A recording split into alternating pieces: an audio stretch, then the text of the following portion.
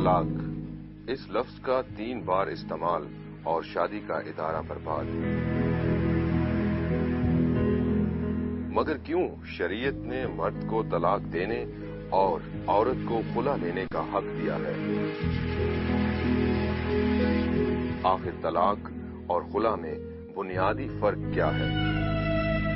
اور کیا اس طرح مرد اور عورت میاں بیوی کے رشتے میں برابر نہیں؟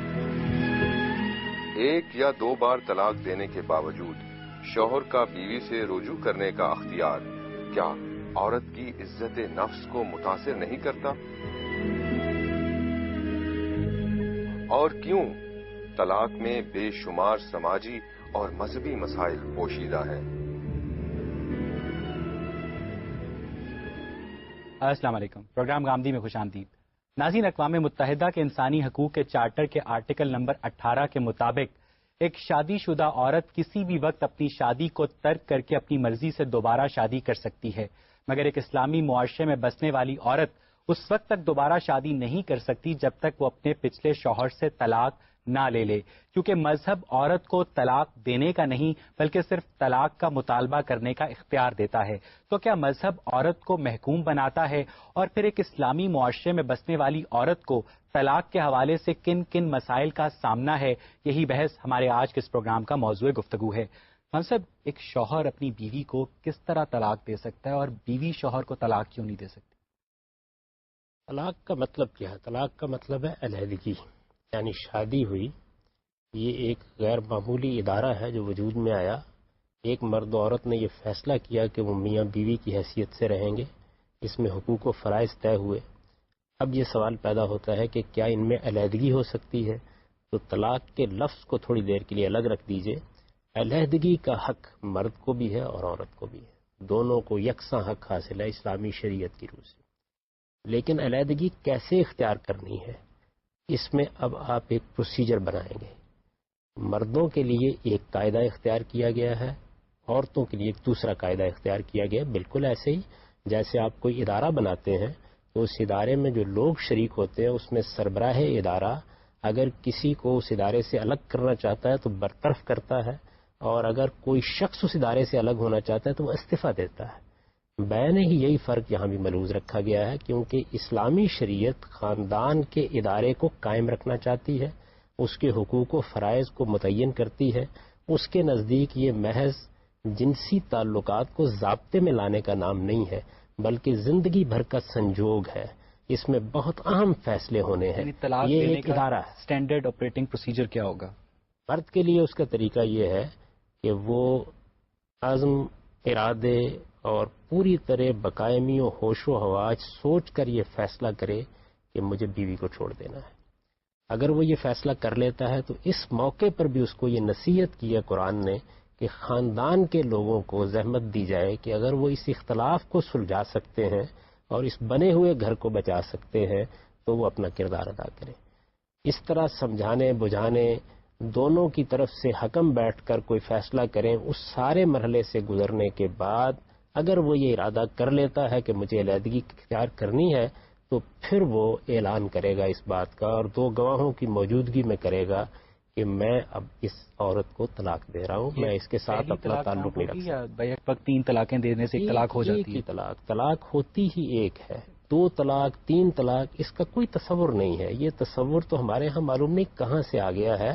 میں آگے چل کر آپ کو یہ بتاؤں گا کہ طلاق دینے کا جو حق دیا گیا ہے یہ اصل میں ایک رشتہ نکاح میں 3 بار دیا گیا ہے، نہ کہ اس کا مطلب یہ ہے کہ میں طلاق دینی ہے تو میں ایک بار طلاق کا لفظ بولوں گا، دوسری بار بولوں گا، تیسری بار بولوں گا۔ طلاق ایک ہی ہوتی ہے، اور طلاق کوئی لفظ بولنے کا نام نہیں ہے بلکہ ایک فیصلے کے اعلان کا نام ہے۔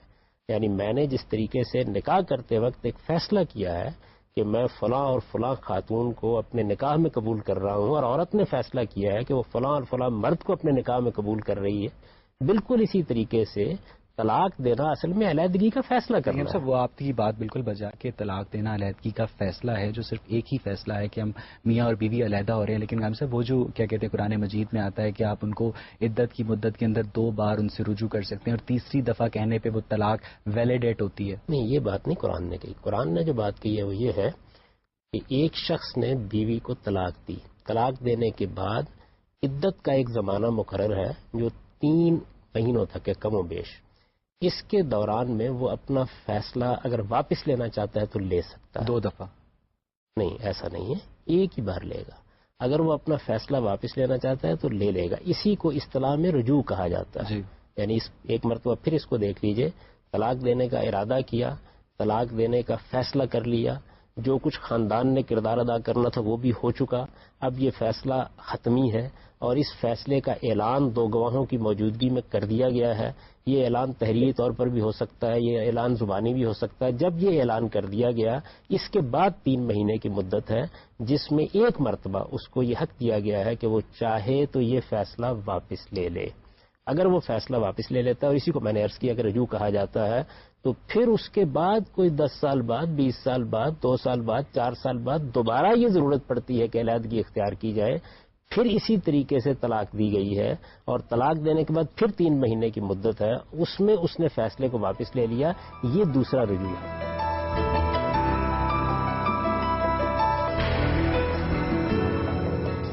ہم سب ایک حدیث بھی تو ہے نا جس میں ایک صحابی حضور کے پاس تشریف لائے اور انہوں نے کہا کہ میں نے اپنی بیوی کو طلاق ثلاثہ بیک مجلس یعنی ایک نشست میں 3 طلاقیں دے دی ہیں. تو حضور نے ان سے دریافت کیا کہ ارادہ کیا تھا، تو انہوں نے جواب دیا کہ جی ارادہ تو صرف 1 طلاق کا تھا. تو انہوں نے کہا جاؤ پھر 1 ہی طلاق ہوئی ہے.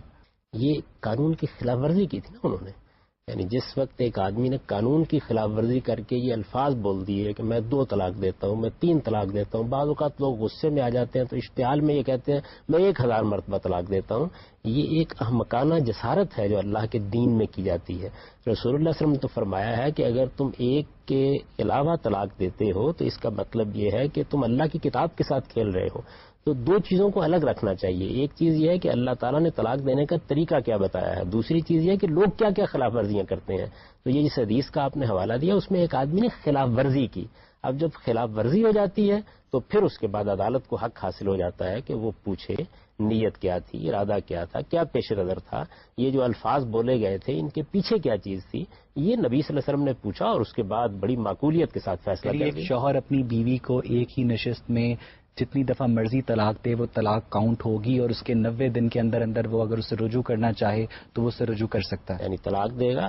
دیکھیے بات یہ ہے کہ وہ کیوں 1 سے زائد مرتبہ یہ کہے گا. جو طریقہ اس کو اللہ تعالیٰ نے بتایا ہے، اللہ کے پیغمبر نے بتایا ہے، یہ تو خلاف ورزی ہوگی. جس سچویشن کو ہم بڑا گلوریفائی کیا کرتے ہیں، بڑا ڈراماٹیسائز کرتے ہیں کہ میں تمہیں طلاق دیتا ہوں، طلاق دیتا ہوں، طلاق دیتا ہوں. یہ ہمارے ہاں کی جہالت ہے. یہ کوئی طریقہ نہیں ہے طلاق دینے کا. یعنی طلاق دینے کے لیے آپ کو ارادہ کر کے بس 1 ہی بار یہ اعلان کرنا ہے. یہ اعلان آپ لکھ کے کر دیں. اس میں 1 ہی بار طلاق کا لفظ استعمال ہونا چاہیے، دوسری مرتبہ بھی استعمال کرنے کی کوئی ضرورت نہیں ہے. یہی طریقہ ہے جو اللہ کے پیغمبر نے ہم کو بتایا ہے. یہ اس کی خلاف ورزیوں کی مثال ہے. آپ فرما رہے ہیں کہ طلاق 1 دفعہ دے دی، اعلان کر دیا، تو اگر رجوع کرنا ہے تو اسے 90 دن کے اندر اندر کیا جا سکتا ہے. جناب صاحب وہ جو رجوع کرنا ہے تو اس عرصے کے دوران 90 دن کے پیریڈ کے دوران بیوی شوہر کے ساتھ ہی رہے گی؟ جی بالکل ساتھ ہی رہے گی. دیکھیے وہ تو اس نے اپنے ارادے کا اظہار کیا ہے، یہ بتا دیا ہے کہ میں طلاق دینا چاہتا ہوں. اسی مقصد کے لیے تو عدت مقرر کی گئی ہے کہ اس عرصے میں ہو سکتا ہے کہ دونوں ایک چیز پر غور کریں، جو تھوڑا بہت اختلاف پیدا ہوا ہے وہ رفع ہو جائے، موافقت کی کوئی صورت نکل آئے، خاندان کے لوگ اب اور اپنا کردار ادا کرنے کی پوزیشن میں آ جائیں. ایک گھر بنا ہے، گھر کوئی معمولی چیز نہیں ہے، یہ راہ چلتے کا کوئی تعلق نہیں ہے. اس کو بچانے کی آخری درجے میں کوشش کرنی چاہیے. بیوی شوہر کو طلاق کیوں نہیں دے سکتی؟ بیوی شوہر سے طلاق لے گی. میں نے پہلے عرض کیا کہ جب آپ کوئی ادارہ قائم کرتے ہیں تو اس ادارے کو لازماً آپ کو حفظ مراتب کے اصول پر قائم کرنا ہوتا ہے. عورت اور مرد اپنی خلقت کے لحاظ سے بالکل برابر ہیں، لیکن رشتوں کے لحاظ سے ہم سب برابر نہیں ہوتے. میں ایک بیٹے کی حیثیت سے باپ کے برابر نہیں ہوں. انسان ہونے کی حیثیت سے مجھ میں اور میرے باپ میں کوئی فرق نہیں ہے. تو رشتے جو قائم کیے گئے ہیں میاں اور بیوی کے رشتے میں، بیوی کو بیوی کی حیثیت سے رہنا ہے اور شوہر کو شوہر کی حیثیت سے رہنا ہے، اور شوہر کی حیثیت سے یہ رشتہ ہے وہ خاندان کا سربراہ ہے. اور شوہر کو بیوی پر ایک درجہ فضیلت حاصل ہے. یقیناً شوہر کی حیثیت، شوہر کی جیسے ماں باپ کو اپنی اولاد پر کئی درجے فضیلت حاصل ہے. اس کا کوئی تعلق کسی کی خلقت سے نہیں ہے، کسی کے عورت اور مرد ہونے سے نہیں ہے. مثال کے طور پر میری ماں ہے، میری ماں کو مجھ پر کئی درجے فضیلت حاصل ہے، کئی درجے برتری حاصل ہے.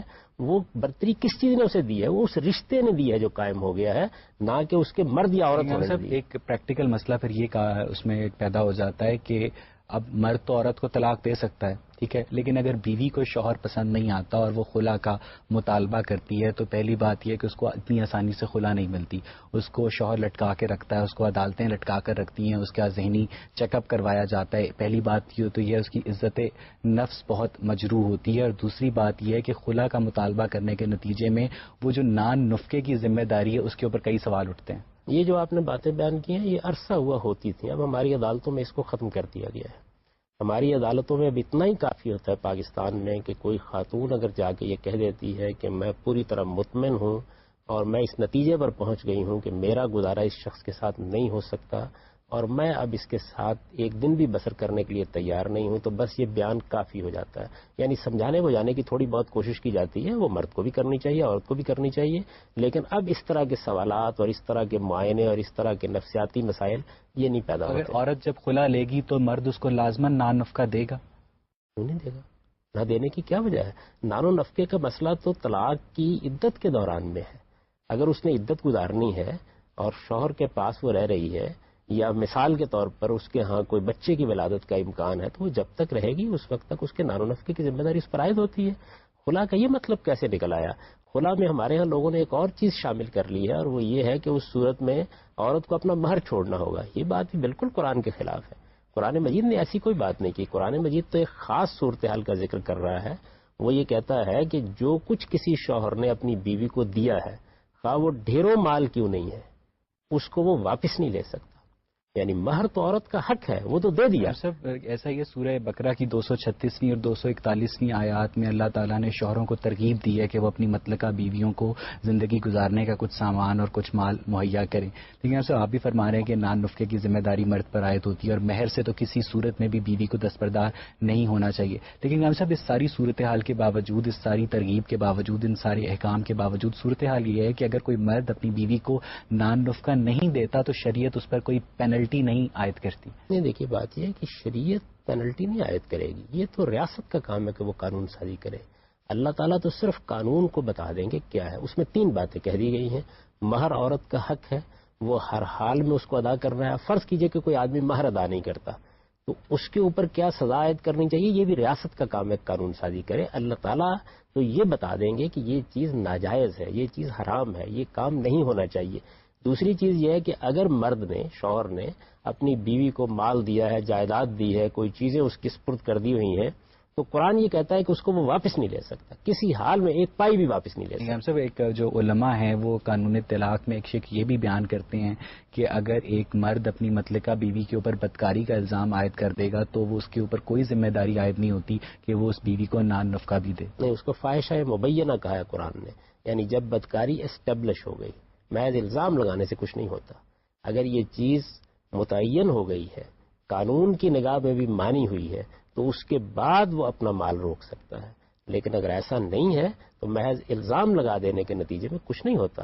اس طرح کا کوئی الزام تو اللہ تعالیٰ یہ کہتے ہیں کہ ایک بدترین نوعیت کا بہتان بھی ہو سکتا ہے، جس کو روکنے کے لیے اسٹیٹ بھی قانون سازی کر سکتا ہے. اگر مرد کی بدکاری اسٹیبلش ہو گئی، اگر بیوی کو پتہ چلا ہے کہ اس کے شوہر کے ناجائز تعلقات ہیں، تو وہ کیا کرے گی؟ طلاق کے لیے جا سکتی ہے. اگر وہ سمجھتی ہے کہ مجھے اب اس کے پاس نہیں رہنا تو طلاق لے لے گی. اس میں تو ظاہر ہے کہ مالی معاملات نہیں پیدا ہوتے، لیکن یہ کہ جہاں تک طلاق کا تعلق ہے اس کو حق حاصل ہے، وہ طلاق کا مطالبہ کر سکتی ہے. اور میں نے تو اس معاملے میں پچھلے دنوں تجویز کیا تھا، بلکہ اسلامی نظریاتی کونسل میں ہم نے اس بات پہ غور کر کے ایک پوری تجویز مرتب کی تھی کہ اس کے لیے بھی ایک قانون سازی کر دینی چاہیے. اور یہ قانون سازی کوئی قرآن کے خلاف نہیں ہے. یہ قانون سازی کر دینی چاہیے کہ اگر خاتون طلاق کا مطالبہ کرتی ہے تو ایک متعین مدت تک مہلت دے کے اس طلاق کو واقع کر دیا جائے.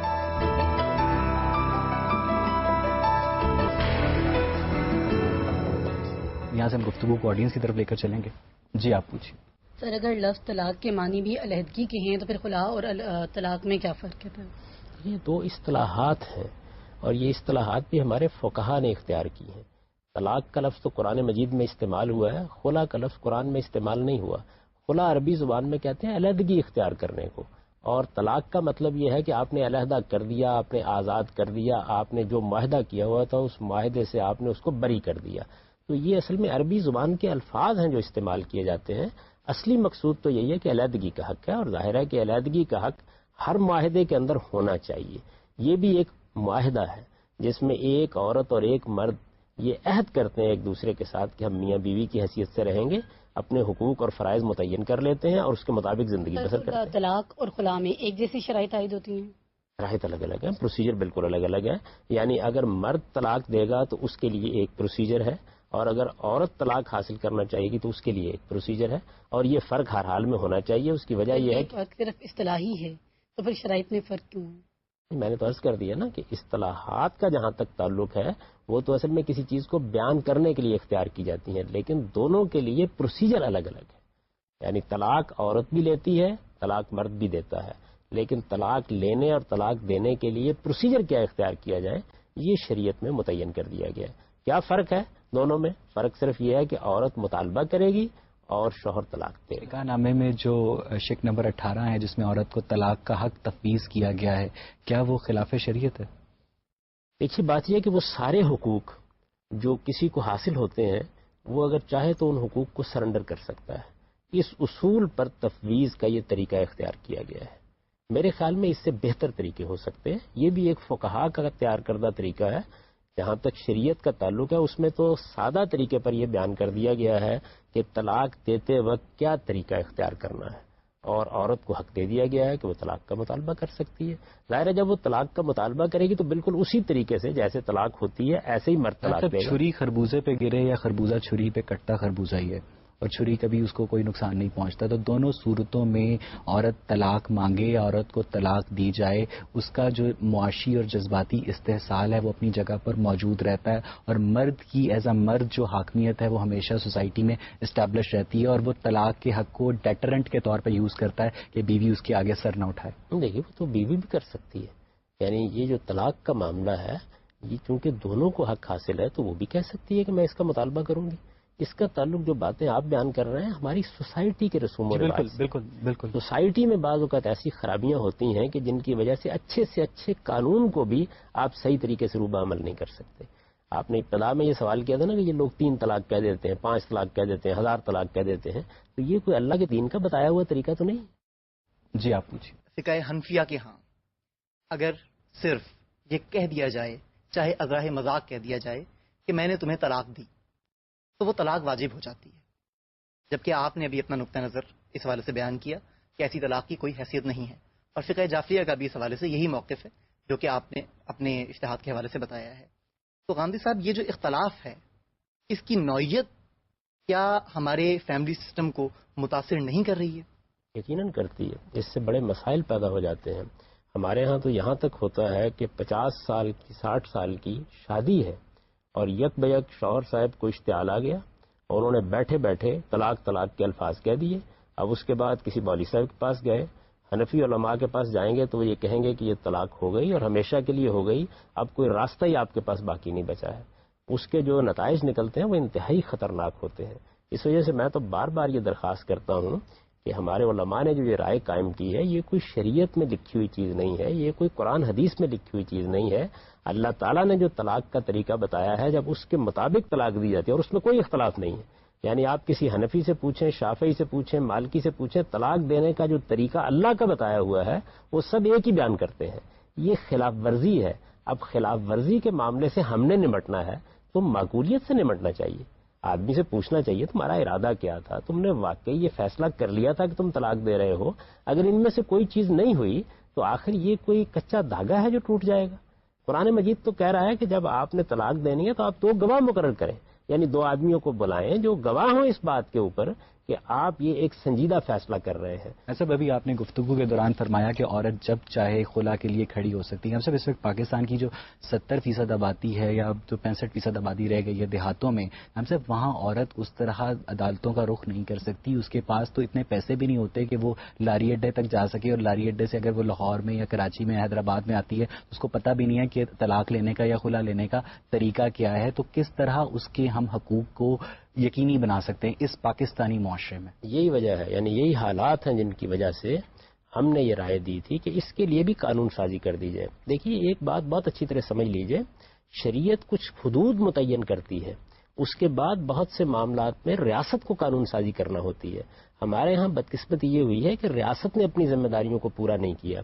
ایک فیملی لاز آرڈیننس اگر نافذ بھی کیا گیا تو وہ بھی کسی صحیح طریقے سے نافذ نہیں کیا گیا اور اس کو پارلیمنٹ کے اندر سے نہیں گزارا گیا. ہمارے لا ڈپارٹمنٹ کو بھی دیکھنا چاہیے کہ وہ کیا کیا مسائل ہیں. میں نے کئی مرتبہ لوگوں کو توجہ دلائی, ارباب اقتدار کو توجہ دلائی, ذمہ دار لوگوں کو توجہ دلائی کہ ہماری سوسائٹی میں عورتوں کے ساتھ کیا مسائل پیدا ہو جاتے ہیں, 3 طلاق ایک وقت میں دینے سے کیا مسائل پیدا ہو جاتے ہیں, اس سے گھر کس طرح برباد ہوتے ہیں, عورتوں کی کیسے تذلیل ہوتی ہے, انہیں اگر طلاق لینی ہو تو کس طریقے سے انہیں عدالتوں میں دھکے کھانے پڑتے ہیں. تو آپ از راہ کرم اس کے لیے قانون سازی کیجیے. تجویز پیش کی گئی, آپ یہ جانتے ہیں کہ اس تجویز کے سامنے آنے کے بعد اس ملک کے اندر جو ترقی پسند خواتین ہیں وہ بھی تائید کرنے کے لیے تیار نہیں ہیں. یعنی آپ حیران ہوں گے کہ وہ خواتین جو عورتوں کے حقوق کی تحریکیں چلاتی ہیں انہوں نے بھی یہ کہا کہ یہ ہمارے ہاں مسئلہ طے ہے, اس میں خواہ ان لوگوں نے یہ ایک نئی تجویز پیش کر دی ہے. ہم نے جو تجویز پیش کی تھی اس میں یہی کہا تھا کہ یہ تو بالکل ٹھیک ہے کہ طلاق کا مطالبہ عورت کو کرنا چاہیے, اسی سے خاندان کا نظم قائم رہتا ہے. پھر مرد کو چونکہ تمام مالی ذمہ داریاں اٹھانی ہوتی ہیں, اس وجہ سے عورت کو یہ حق نہیں دیا جا سکتا کہ وہ کھڑے کھڑے طلاق کا لفظ کہہ دے. وہ مطالبہ کرے لیکن اس مطالبے کی ایک مدت مقرر کر دی جائے. اگر شوہر اس مطالبے کو پورا نہیں کرتا تو اس کے بعد طلاق واقع کر دی جائے.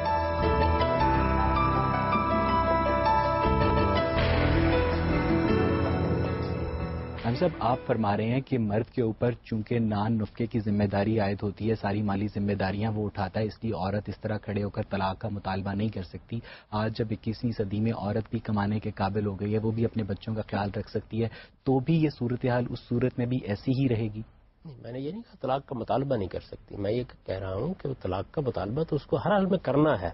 وہ کھڑے کھڑے طلاق دے گی نہیں تاکہ جو مالی معاملات ہیں وہ ٹھیک طرح سے سیٹل ہو جائیں. یہ جو آپ نے کہا کہ عورت اب کمانے لگ گئی ہے تو کیا اس کے اوپر نان و نفقے کی ذمہ داری ڈال دی گئی ہے؟ اسلامی شریعت کی ذمہ داری اس پر نہیں. اچھا, ایک بڑے مزے کی صورتحال یہ ہے کہ جو اقوام متحدہ کے انسانی حقوق کا چارٹر ہے اس کا آرٹیکل نمبر 18 ہے, اور یورپین یونین کا جو ہیومن رائٹس کنونشن ہے اس کا آرٹیکل نمبر 9 ہے. اس کے مطابق ایک عورت اپنی شادی کو ترک کر کے مرد کو کسی بھی وقت طلاق دے سکتی ہے. ہم سب اسلامی معاشرے میں ایسا ممکن نہیں ہے کیونکہ مرد خاندان کا سربراہ درست. لیکن ہم سب اس کا ایک اسپیکٹ یہ بھی تو ہے نا کہ جو اسلامی معاشرے میں آئلی قوانین کے حوالے سے جو مسلمانوں کا اجتماعی شعور ہے وہ بقیہ سارے دنیا کے انسانوں کے اجتماعی شعور سے تھوڑا سا مختلف کیوں ہے؟ کیا اسلام ایک ایکسکلوسیو ریلیجن؟ نہیں, ایسا نہیں ہے. دیکھیں بات یہ ہے کہ اس سے پہلے مسیحیت کا قانون وہاں نافذ تھا, تو مسیحی قانون کے مطابق تو طلاق کا کوئی تصور ہی نہیں تھا. آپ کا معلوم ہے کہ بادشاہوں کو بعض اوقات سر رگڑنے پڑے پوپ کے دروازے پر جا کر طلاق کی کوئی صورت پیدا ہو جائے. یعنی طلاق دینے کا کوئی تصور نہیں تھا. اصل میں صورتحال یہ ہے کہ وہاں جب مذہب کو ترک کرنے کا طریقہ اختیار کیا گیا تو ہر چیز الٹ دی گئی. اسلام آپ کو وہ اعتدال بتاتا ہے کہ اگر آپ نے گھر کے نظام کو قائم رکھنا ہے, ایک ادارے کے طور پر اس کو چلانا ہے, دیکھیے بات یہ ہے کہ آپ کو 2 میں سے ایک انتخاب کرنا پڑے گا. یا تو آپ مرد و عورت کے لیے یہ قاعدہ بنائیے کہ 2-4 سال جب تک کشش باقی ہے تعلق رکھیے, اس کے بعد دونوں ایک دوسرے کو خدا حافظ کہیں اور چلے جائیں. اگر یہ شادی زندگی کے آخری مرحلے تک نبھانی ہے اور اس میں بڑھاپے کی ذمہ داریاں بھی اٹھانی ہے, اس میں مرض اور تکلیف کے اندر بھی ایک دوسرے کی مدد کرنی ہے, اس میں ذمہ داریوں کو تقسیم کر کے چلنا ہے, تو پھر آپ کو اس کو ایک ادارے کے طور پر لینا پڑے گا. اسلامی شریعت اس کو ایک ادارے کے طور پر لیتی ہے. اور میں آپ سے عرض کروں کہ یہ انسانیت کے ساتھ اس سے بڑا کوئی جرم نہیں ہو سکتا کہ آپ اس ادارے کو ختم کریں. سارے پروسیس کو ریگولیٹ کیسے کیا جائے گا؟ کیا مرد اور عورت مل کر کریں گے جن کے تعلقات آلریڈی کشیدہ ہیں؟ اللہ تعالیٰ نے اس کے لیے ایک پورا کا پورا قاعدہ بنا دیا. اس قاعدے کی پابندی ہر مسلمان کو کرنی چاہیے, اور مسلمانوں کا جو معاشرہ ہے وہ اگر محسوس کرے کہ کسی قانون کی خلاف ورزی ہو رہی ہے تو اس کو قانون سازی کرنی چاہیے. اس کے لیے کسی قانون کی خلاف ورزی کی سزا کیا ہوگی, اگر خلاف ورزی کر دی جائے تو اس سے نمٹا کیسے جائے گا, یہ قانون سازی کرنا ہماری ذمہ داری ہے. یہ قانون سازی کیوں کرنا پڑتی ہے؟ اس لیے کہ لوگ خلاف ورزی کر ڈالتے ہیں. یعنی کوئی آدمی طلاق دیتے وقت یہ نہیں دیکھے گا کہ عورت کی حالت کیا ہے, کوئی یہ نہیں دیکھے گا کہ اس وقت کیا بچے کی پیدائش کی توقع تو نہیں ہے, کوئی یہ نہیں دیکھے گا کہ اچھا میں نے طلاق دے دی ہے تو اس کے لیے عدت کا میں ٹھیک طرح سے حساب رکھوں. کوئی آدمی ہو سکتا ہے کہ اشتعال کے عالم میں طلاق دے دے. اس طرح کے بہت سے معاملات ہیں کہ جب ایک مرد عورت کو طلاق دیتا ہے, ایک شوہر بیوی کو طلاق دیتا ہے, تو وہ ظاہر ہے کہ خوشگوار موڈ میں تو نہیں دے گا, غصے میں دے گا, اشتعال میں دے گا, ایک مومنٹیرلی امپلس کے نتیجے میں آ کر ایک کہ اس کا جو کیا کہتے ہیں اس کا غصہ بہت اس حد تک پہنچ گیا کہ وہ کہے گا کہ میں تمہیں طلاق دیتا ہوں. تو اس حالت میں دی جانے والی طلاق کو, کیونکہ غصے میں ایک جو شخص اور ایک جو پاگل شخص اس میں کوئی خاص فرق نہیں ہوتا, تو کیا ہم اس کو اس پہ نہیں محمول کر سکتے کہ جو پاگل پن کی حالت میں یہ فیصلہ یہ غلط ہے؟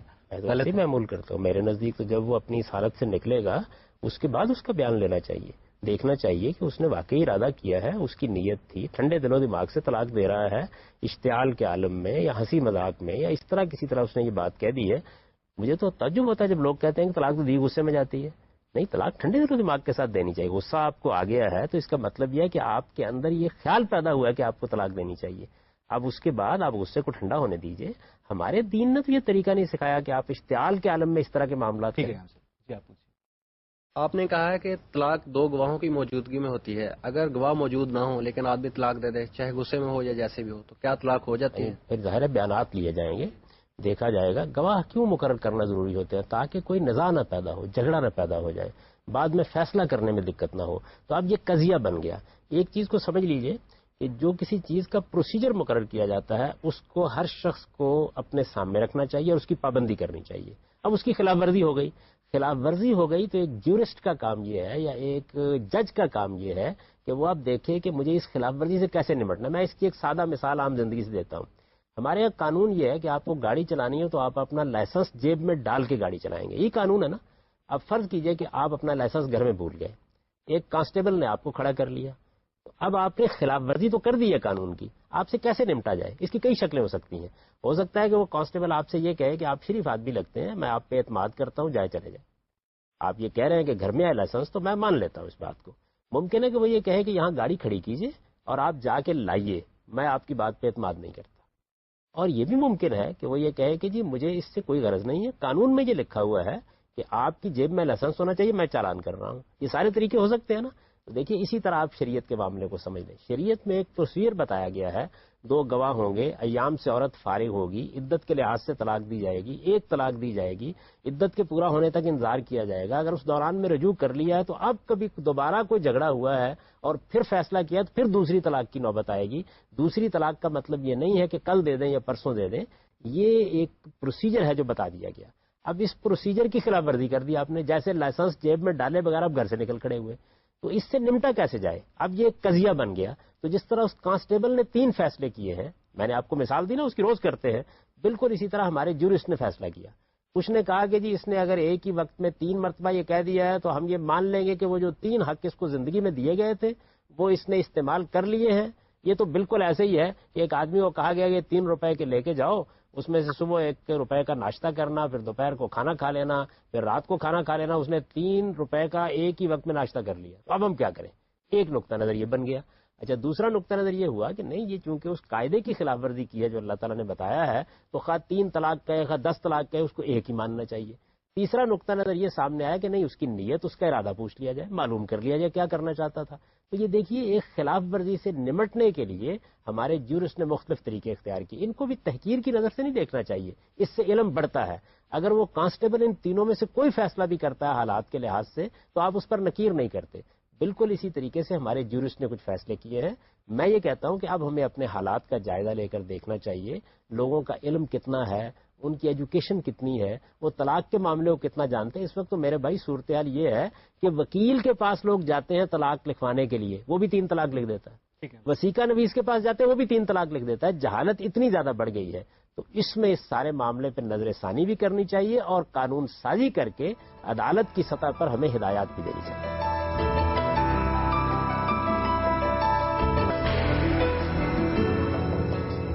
جی آپ پوچھیں. مرد جو ہے وہ جب طلاق دے دیتا ہے, اپنی عورت کو کہہ دیتا ہے الفاظ طلاق کے, تو اس کے بعد جو عدت کا دورانیہ شروع ہوتا ہے 3 مہینے کا, تو جیسے آپ نے بھی کہا تھا, اسلام میں بھی یہی ہے کہ وہ جو ہے دورانیہ وہ اپنے میاں کے گھر ہی وہ گزارے گی عورت.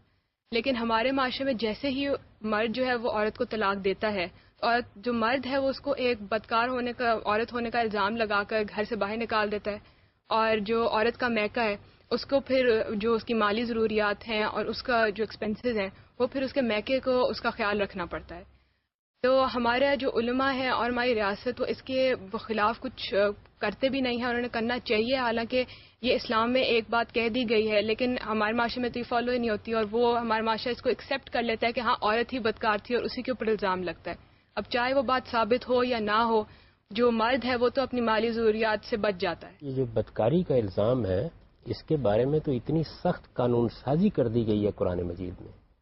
یعنی ہمارے دین میں ایک باقاعدہ قانون ہے جس کو قذف کا قانون کہا جاتا ہے.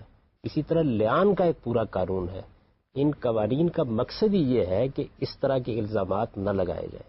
اگر کوئی اس طرح کا غلط الزام لگاتا ہے تو یہ معلوم ہے کہ اس کے لیے میاں بیوی کے درمیان ایک طریقہ اختیار کیا گیا ہے کہ ان کو عدالت میں آنا ہوگا, اس آدمی کو آ کے 4 مرتبہ قسم کھانی ہوگی, پھر وہ اس کے بعد یہ کہے گا کہ اگر میں جھوٹ بول رہا ہوں تو مجھ پر خدا کی لعنت ہو, تو اس کے بعد جا کر کہیں اس کو اس سزا سے نجات ملے گی جو اس طرح کا الزام لگانے کے نتیجے میں اس کو دی جا سکتی ہے, اور وہ 80 کوڑے ہیں. اور بالکل اسی طرح سے عورت بھی یہ کہہ سکتی ہے, دونوں کو حق دیا گیا. عورت کو فورس کیا جاتا ہے کہ اس کے سسرال والوں کی طرف سے بھی اور میکے والوں کی طرف سے بھی کہ وہ عدالت تک یہ بات نہ پہنچائے اور گھر کو ہی رکھے. لیکن معاشرے میں تو اس کو ایک الزام لگ گیا, اور نہ ہی ہمارے اور اس بات میں ہمارے مولوی جو ہوتے ہیں وہ بھی کوئی کام نہیں کرتے, نہ ہمارے علماء اور نہ ہماری ریاست. تو پھر عورت کو تو انصاف نہیں ملا. ہمارے علماء کو بھی اپنا فرض ادا کرنا چاہیے کہ وہ لوگوں کو یہ بتائیں کہ اس طرح کے الزام کے لیے زبان کھولنا کتنا بڑا جرم ہے, اس کے اوپر اللہ تعالیٰ نے کیسی سخت سزا کی وعید سنائی ہے. یہ الزام تو ایسا الزام ہے کہ کسی کی حیثیت عرفی کو ختم کر دے سکتا ہے. اس وجہ سے کسی کو یہ حق نہیں. ریاست کو بھی اس معاملے میں قانون سازی کرنے کا حق ہے کہ اس طرح کی بات اگر کسی کی زبان سے نکلی ہے تو آپ قانون تحفظ کے لیے روبہ عمل ہو جائے. تو یہ سب کام ہمیں کرنے چاہیے. لیکن دیکھیے, میں ایک بات عرض کر دوں, سوسائٹی کو جب تک آپ تعلیم نہیں دیتے, اس کی شعوری سطح کو بلند نہیں کرتے, کوئی قانون بھی آپ کے کام نہیں آئے گا. ہم نے اپنے معاشرے کی تعلیم اور تربیت کا اہتمام نہیں کیا, اور اس کا جو نتیجہ ہے وہ یہ ہے کہ ہمارے معاشرے میں اس طرح کی جاہلانہ رسوم بھی موجود ہیں اور ایسے جاہلانہ معتقدات بھی موجود ہیں. اس کا نتیجہ اتنا خطرناک نکلتا ہے بعض اوقات, جس کی ایک تصویر آپ نے بیان کر دی ہے. تو ہمیں دونوں کام کرنے چاہیے. جہاں جہاں قانون سازی کی گنجائش ہے وہاں قانون سازی کی جائے. جہاں ریاست کردار ادا کر سکتی ہے ریاست اپنا کردار ادا کرے. جہاں مسجد اور ممبر اپنا کردار ادا کر سکتا ہے اس کو بھی اس کی طرف توجہ دلائی جائے. اور جس جگہ یہ کردار ادا کرنا ممکن نہیں وہاں اپنی تعلیم کا بندوبست کریں, ایجوکیٹ کریں, اپنی قوم کو بہتر سطح پر لائیں, لوگوں کو شعوری لحاظ سے بلند کریں. اب ہمارے پاس میڈیا کی بہت بڑی طاقت موجود ہے جس کے ذریعے سے ہم لوگوں کی تعلیم تربیت کا اہتمام کر سکتے ہیں. سر, طلاق کے بعد بچہ کس کی ملکیت میں ہوگا, ماں کی یا باپ کی, اس کا فیصلہ صرف عدالت کی ثوابدید پر چھوڑ دیا شریعت نے؟ ایسا ہی کرنا چاہیے تھا. اس کی وجہ یہ ہے کہ حالات بہت مختلف ہو سکتے ہیں. اس میں کوئی قانون ابدی طور پر بنایا نہیں جا سکتا. ہو سکتا ہے کہ خاتون کو فوراً بعد شادی کرنی ہو, ممکن ہے اس کو کسی دوسری جگہ پر جانا ہو, یہ ممکن ہے کہ خود اس کی سیرت کردار کے معاملات زیر بحث آ جائے, ممکن ہے شوہر جس نے اس کو چھوڑا ہے وہ اس قابل ہی نہ ہو کہ بچے کی کفالت کر سکے.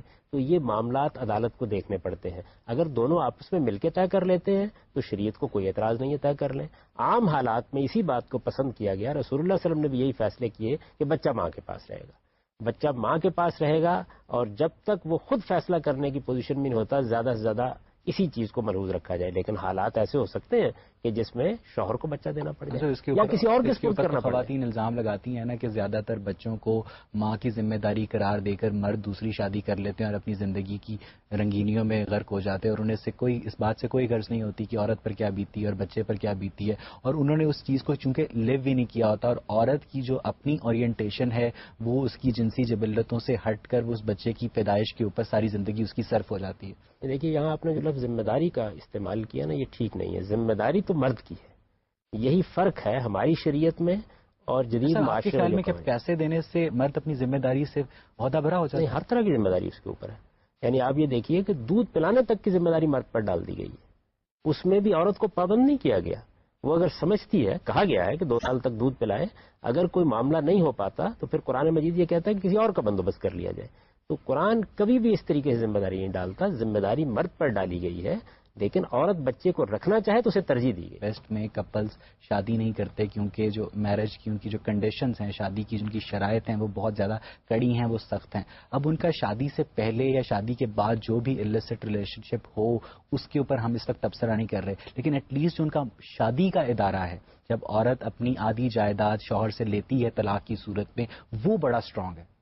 آپ اس کو مضبوط کہتے ہیں, میں کہتا ہوں خلاف فطرت ہے. اس کی وجہ یہ ہے کہ جب تمام تر ذمہ داری نان و نفقے کی شوہر پر ڈالی گئی ہے تو جو قرآن نے کہا ہے وہی علم و عقل کے مطابق ہے. یعنی کچھ ذمہ داری ڈال دی جائے سامان زندگی دینے کی, اس کے لیے آپ کی ریاست قانون سازی کر سکتی ہے, کہہ سکتی ہے کہ وہ یکمشت دیا جائے, کہہ سکتی ہے کہ وہ بالاقساط دیا جائے, کہہ سکتی ہے کہ اس کو ایک وظیفے کی شکل دے دی جائے. یہ سب قانون بنائے جا سکتے ہیں. لیکن آدھی جائیداد ظاہر ہے کہ پھر اس کا نتیجہ کیا نکلتا ہے؟ اس کا نتیجہ یہ نکلتا ہے کہ لوگ شادی سے گھبرانے لگ جاتے ہیں. ایک زمانے میں یہ قانون بنا دیا گیا کہ طلاق ہو ہی نہیں سکتی. اچھا دوسرے زمانے میں یہ قانون بنا دیا گیا کہ جب چاہے لے لیجیے.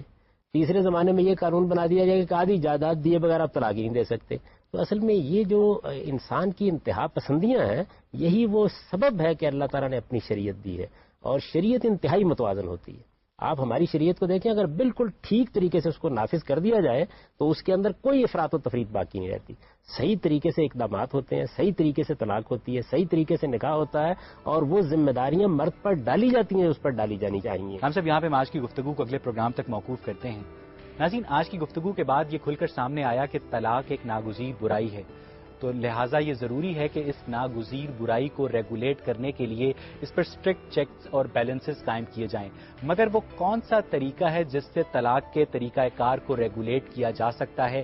یہی وہ نقطہ ہے جس پہ اگلے پروگرام میں ہم آج ہی کی گفتگو کو اپنے شرکاء اور محترم جاوید احمد غامدی کے مابین آگے بڑھائیں گے. مگر تب تک کے لیے مجھے اور پروگرام غامدی کی پوری ٹیم کو اجازت دیجیے اور دیکھتے رہیے جیو نیوز.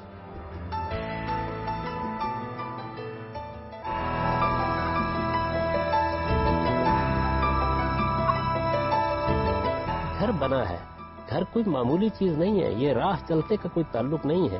اس کو بچانے کی آخری درجے میں کوشش کرنی چاہیے. اگر گواہ موجود نہ ہو لیکن آدمی طلاق دے دے, چاہے غصے میں ہو یا جیسے بھی ہو, تو کیا طلاق ہو جاتی ہے؟ قرآن مجید میں آتا ہے کہ آپ ان کو عدت کی مدت کے اندر 2 بار ان سے رجوع کر سکتے ہیں, اور تیسری دفعہ کہنے پہ وہ طلاق ویلیڈیٹ ہوتی ہے. جو مرد ہے وہ اس کو ایک بدکار ہونے کا, عورت ہونے کا الزام لگا کر گھر سے باہر نکال دیتا ہے, اور جو عورت کا میکا ہے اس کو پھر جو اس کی مالی ضروریات ہیں اور اس کا جو ایکسپینسز ہیں وہ پھر اس کے میکے کو اس کا خیال رکھنا پڑتا ہے. ہم سب صحیح بخاری کی 5370ویں روایت کے مطابق جناب رفاع کرزی نے ایک عورت سے نکاح کیا اور اس عورت کو طلاق دے دی.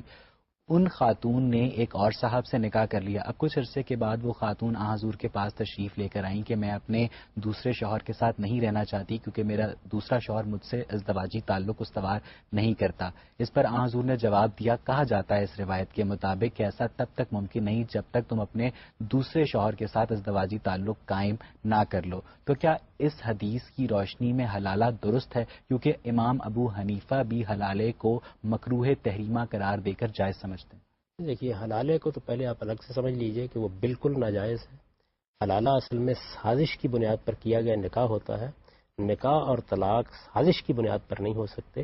نکاح کرنا ہے تو ویسے ہی نکاح ہوگا جیسے نکاح ہوتا ہے, آزادانہ رضامندی سے ہوگا, سنجوگ قائم کرنے کے لیے ہوگا, یہ انہی مقاصد کے لیے ہوگا جو مقاصد شریعت میں قائم کیے گئے ہیں. یہ چیز اپنے پیش نظر رکھ کے نکاح کرنا کہ 1 یا 2 دن بعد طلاق دے دی جائے گی, یہ سازش ہے. اور اسی وجہ سے رسالت میں آپ صلی اللہ علیہ وسلم نے یہ کہا ہے کہ اللہ تعالیٰ نے حلالہ کرنے والے اور کرانے والے پر لعنت کی ہے. اس لیے اس کا تو کوئی سوال ہی نہیں ہے, یہ بالکل حرام ہے. جو قرآن مجید نے بات کہی ہے وہ یہ نہیں کہی ہے کہ آپ حلالہ کر کے جائز کر لیں. قرآن نے تو یہ کہا ہے کہ اگر ایک بار طلاق دی اس کو واپس لے لیا, 2-4 سال بعد پھر طلاق دی اس کو بھی واپس لے لیا, پھر اس کے بعد کبھی طلاق دی ہے, تو جب ایک آدمی نے 3 مرتبہ زندگی میں اس حق کو استعمال کر لیا ہے تو اب یہ غیر مختتم تو نہیں ہو سکتا. اب اس کے لیے یہ پابندی ہے کہ یہ خاتون کہیں اور اپنی آزادانہ مرضی سے نکاح کرے گی, وہاں سے طلاق ہو جاتی ہے, پھر نکاح دوبارہ ہو سکتا ہے. یہ بات تھی. اس کو لوگوں نے حلالے کی صورت دے دی, جس کو نبی صلی اللہ علیہ وسلم نے اللہ تعالیٰ کی کتاب کے ساتھ کھیلنے سے مترادف قرار دیا. اس کی تو کوئی گنجائش ہی نہیں ہے. پہلے یہ سمجھ لیجئے, یہ جو روایت ہے, اس ساری روایت کو اگر آپ دیکھیں تو اس کے اندر اصل مسئلہ حلالے کا ہے ہی نہیں. اس میں یہ ہے کہ ایک خاتون نے آ کے اپنے شوہر پر ایک الزام لگایا ہے طلاق لینے کے لیے, اور اس میں یہ کہا ہے کہ لہو ہدبہ. اس میں الفاظ جو ہے وہی ہے جن کا ترجمہ میں یہاں نہیں کر سکتا ہوں. یعنی اس نے کہا کہ یہ اس قابل ہی نہیں ہے کہ میرے ساتھ کوئی تعلق قائم کرے. دوسرا شوہر. اس کے بعد ہوا کیا کہ انہوں نے, نبی صلی اللہ علیہ وسلم نے اس کے شوہر کو بھی بلا لیا. جب شوہر سے بات ہوئی تو انہوں نے پوری تفصیل بتائی کہ میں کس طرح ان کے ساتھ مقاربت کرتا ہوں. پھر اس کے بعد بچے آئے تو وہ بھی ملتے جلتے تھے. تو رسول اللہ صلی اللہ علیہ وسلم نے کہا کہ یہ کہاں سے آ گئے ہیں. تو یہ معلوم ہوا کہ اس خاتون نے ایک جھوٹ بولا ہے. اس پر حضور نے یہ کہا کہ اب تم نے اگر یہ جھوٹی بات کی ہے تو یہ سب کچھ اب کرو گی تو اس کے بعد ہی تمہارے مقدمے. ڈیٹیل آپ بیان کر رہے ہیں, یہ کہاں لکھی ہے؟ یہ سب روایتوں میں بیان ہوئی ہے. میں نے خود اپنی کتاب میں پوری روایت, یہ جو روایت آپ پوری روایت سنا رہے ہیں, یہ کم از کم صحیح بخاری میں تو موجود نہیں. بخاری کا طریقہ یہ ہے کہ وہ بعض اوقات کسی روایت کو بیان کرتے ہیں, ایک جگہ پر ایک ٹکڑا, دوسری جگہ دوسرا ٹکڑا. میں نے یہ پوری روایت بیان کر دی. یہ ٹکڑوں کی شکل میں کیا پوری روایت صحیح بخاری میں موجود ہے؟ بخاری میں بھی ہے, مسلم میں بھی ہے, دوسری جگہوں پر بھی ہے. آپ اس کو اکٹھا کیجئے جب, تو اس سے یہ ساری حقیقت معلوم ہوتی ہے. اسی وجہ سے کسی حدیث کے معاملے میں رائے قائم کرنے کے لیے ضروری ہوتا ہے کہ اس کے تمام طرق اکٹھے کیے جائیں, پوری بات پہلے سمجھی جائے کیا ہے. روایات کے بارے میں تو قاعدہ یہی ہے کہ آپ پوری روایت کو پہلے جمع کریں گے, اس کی وجہ یہ ہے کہ لوگوں نے یہ باتیں بیان کی ہیں، کسی نے ایک جملہ بیان کر دیا، کسی نے 2 جملے بیان کر دیے. حدیث کو تو سمجھنے کا یہ طریقہ ہی نہیں ہے کہ آپ کسی ایک چیز کو لے لیں. لعن اللہ المحلل والمحلل لہ، حلالہ کرنے والے پر بھی لعنت ہے اور کرانے والے پر بھی. خدا نہ خواستہ حلالہ کی حمایت نہیں کر رہے، بات یہ ہے کہ وہ کون سا پوائنٹ ہے آخر کے، اور جو علماء کرام جنہوں نے اللہ کو اپنی جان دینی ہے وہ بھی تو، جو لوگ حلالہ کی حمایت کر رہے ہیں وہ بھی تو بڑی ایمانداری سے اس پوائنٹ پر ڈٹے ہوئے ہیں. تو وہ کس پوائنٹ کی بنا پر اتنی شد و مت کے ساتھ حلالہ کی حمایت کرتے ہیں؟ نہیں، ان کا نقطہ نظر کیا ہے؟ حلالہ کی حمایت کوئی بھی نہیں کرتا، اس کو جائز بعض لوگ قرار دیتے ہیں، اور جائز قرار دیتے وقت اصل میں ایک قانونی ذہن ہے جس کا غلبہ ہوا ہے. وہ کیا ہے؟ وہ یہ ہے کہ اگر کسی مرد نے یا عورت نے عدالت میں کوئی آ کے بیان دے دیا ہے تو ہم ظاہر کو دیکھیں گے، ہمیں اس سے کیا دلچسپی ہے کہ اس نے سازش کی ہے یا نہیں کی. تو یہ قانونی زاویہ ہے جس سے چیز کو دیکھا گیا ہے. دین میں تو کسی چیز کو آپ کو دیکھنا ہوتا ہے اس کی حقیقت. جیسے پاکستان میں چلیں اور باقی اسلامی دنیا میں حلالہ تو چلو ہو گیا غلط، اب ایک طلاق یافتہ عورت، ایک مطلقہ عورت واپس اپنے پہلے شوہر سے رجوع کرنا چاہتی ہے تو اس کا کیا طریقہ ہے؟ اب اس کے بیک ڈراپ آف مائنڈ میں یہ تو چل رہا ہوگا نا کہ میں دوسرا شوہر کچھ عرصے کے لیے اس کے ساتھ تعلق قائم کرتی ہوں اور اس کے بعد میں واپس اپنے پہلے شوہر. بات یہ ہے کہ طلاق کا وہ طریقہ کیوں اختیار کیا جائے جس میں یہ نوبت آ جاتی ہے؟ آپ ایک طلاق دے کے بیوی کو فارغ کریں، اس کے بعد وہ جب چاہے نکاح کر 1 in a million کیس ایسا ہو گیا، پھر دوسری طلاق دے کے فارغ کریں، وہ جب چاہے نکاح کر سکتی ہے. یہ کیوں ہوا کہ ایک بار طلاق دی گئی واپس لے لی گئی، پھر طلاق دی گئی واپس لے لی گئی، پھر طلاق دی واپس لے لی گئی؟ یعنی یہ کیا چیز ہے؟ اگر آپ یہاں تک نوبت پہنچا دیتے ہیں تو پھر تو کوئی حق نہیں رہتا آپ کو کہ آپ واپس جائیں. پھر کھیل نہ بنائے نکاح اور طلاق کو. یہ اس صورت میں ہے. مطلقہ عورت اپنے پہلے شوہر کے پاس اگر جانا چاہے تو کیسے جائے؟ پہلی طلاق کے بعد جا سکتی ہے، دوسری کے بعد بھی جا سکتی ہے، تیسری کے بعد اگر جانا چاہے. تیسری کے بعد کیوں جانا چاہے گی؟ یعنی ایک شوہر نے اس کو طلاق دی، پھر اس کے بعد واپس لی، پھر 2-4 سال بعد طلاق دی، پھر واپس لی، پھر اس کے بعد اب طلاق دے دی ہے، تو پھر تو کچھ سزا ملنی چاہیے. جو حتمی طور پر طلاق ہو گئی، مرد اور عورت کو اپنے رشتے کی جو خوشگوار لمحات ہیں وہ ساتھ گزارے ہوئے یاد آئے، اور کہتے ہیں نا کہ کسی کی قدر تبھی یاد آتی ہے آپ کے پاس جب وہ موجود نہیں ہوتا. طلاق ایک دے، آپ نے 3 دی کیوں؟ حتمی طور پر طلاق ہو گئی، 3 طلاقیں ہو گئی، اس کے 4-5 سال بعد ایک عورت کو یہ ضرورت پیش آئی کہ وہ واپس خواہش جاگی تو کیا کرے؟ طلاق دینے سے حتمی طلاق ہو جاتی ہے. جی بالکل. یعنی جب عدت گزر جائے گی تو عورت الگ ہو جائے گی، وہ کہیں نکاح کر سکتی ہے، اور چاہے تو اسی مرد سے دوبارہ نکاح کرنے کے بعد اگر وہ واپس اپنے پہلے شوہر سے نکاح کرنا چاہے. میں تو گزارش یہ کر رہا ہوں کسی کے پاس جانے کی ضرورت ہی نہیں. اگر آپ نے طلاق اسلام کے بتائے ہوئے طریقے کے مطابق دی ہے تو آپ نے ایک طلاق دی ہوگی نا، اس کے بعد کہیں دوسری طلاق کی نوبت آئی ہوگی. تو طلاق دینے کے بعد اگر عدت گزر گئی ہے اور آپ نے ایک طلاق دی ہوئی ہے جو طلاق دینے کا صحیح طریقہ ہے، تو کوئی حلالے کی ضرورت نہیں ہے، جب چاہے عورت نکاح کر لے. دیکھیے بات یہ ہے کہ پہلے ہم ایک خلاف ورزی کرتے ہیں، ایک قانون کو توڑتے ہیں، ایک وقت میں 3 طلاق دیتے ہیں، اس کے بعد حلالہ کرانا شروع کر دیتے ہیں. یعنی نہ صرف ایک وقت میں 3 طلاقیں دینا غلط ہے بلکہ اس طرح کے نتیجے میں حلالہ کرنا بھی غلط ہے. ظاہر بات ہے کہ یہ ایک 1929 غلط کام کو ہم دوسرے غلط کام کے لیے کیسے دلیل بنائیں؟ آئلی قوانین، فیملی لاز نافذ کیے گئے جن میں کیا کہتے ہیں ایک ہی نشست میں 3 طلاقیں دینے کی شدید مخالفت کی گئی. مولانا ابو اللہ مودودی نے ان قوانین کی اس زمانے میں بہت حمایت کی اور ان کا ترجمہ حقوق الزوجین نامی کتاب سے بھی کیا. بعد میں پتہ نہیں کچھ سیاسی حالات نے کچھ شاید ایسا پلٹا کھایا کہ انہوں نے طلاق ثلاثہ بیک مجلس یعنی ایک نشست میں 3 طلاقوں کی حمایت شروع کر دی. تو صاحب آپ کا کیا خیال ہے کہ جو علماء کرام کا سٹانس ہے وہ بدلتے ہوئے سیاسی حالات کے مرہون منت ہوتا ہے؟ اس میں تھوڑا سا آپ ریکارڈ درست کر لیجئے. حقوق الزوجین اس زمانے میں نہیں لکھی گئی، یہ تو قیام پاکستان سے پہلے لکھی گئی. 1929 میں مصر میں لاز آئے نا، تب یہ کتاب لکھی گئی، تب یہ کتاب لکھی گئی تھی. اس زمانے میں مولانا سید ابو اللہ صاحب مودودی کا نقطہ نظر مختلف تھا. بعد کے زمانوں میں ان کے نقطہ نظر میں تبدیلی آتی چلی گئی. اس میں یہ یقینی بات ہے کہ بہت سے عوامل کام کرتے ہیں، اور آپ کا یہ خیال بھی درست ہو سکتا ہے کہ اس میں سیاسی عوامل نے بھی اپنا کام کیا، لیکن ہمیں تو استدلال کو دیکھنا ہے. جو دلیل دی گئی ہے وہ دلیل اگر پہلی ان کسی تحریر میں مضبوط ہے تو ہمارے لیے سراخوں پر، اور اگر بعد میں کوئی مضبوط بات ہے تو سراخوں کے اوپر. کسی بھی صاحب علم کی کسی چیز کو پڑھتے وقت ہم تو یہ دیکھیں گے اس کی دلیل کیا ہے. وہ دلیل مضبوط ہونی چاہیے. اگر وہ دلیل مضبوط ہے تو وہ کسی کی رائے ہے اس کو قبول کرنا چاہیے.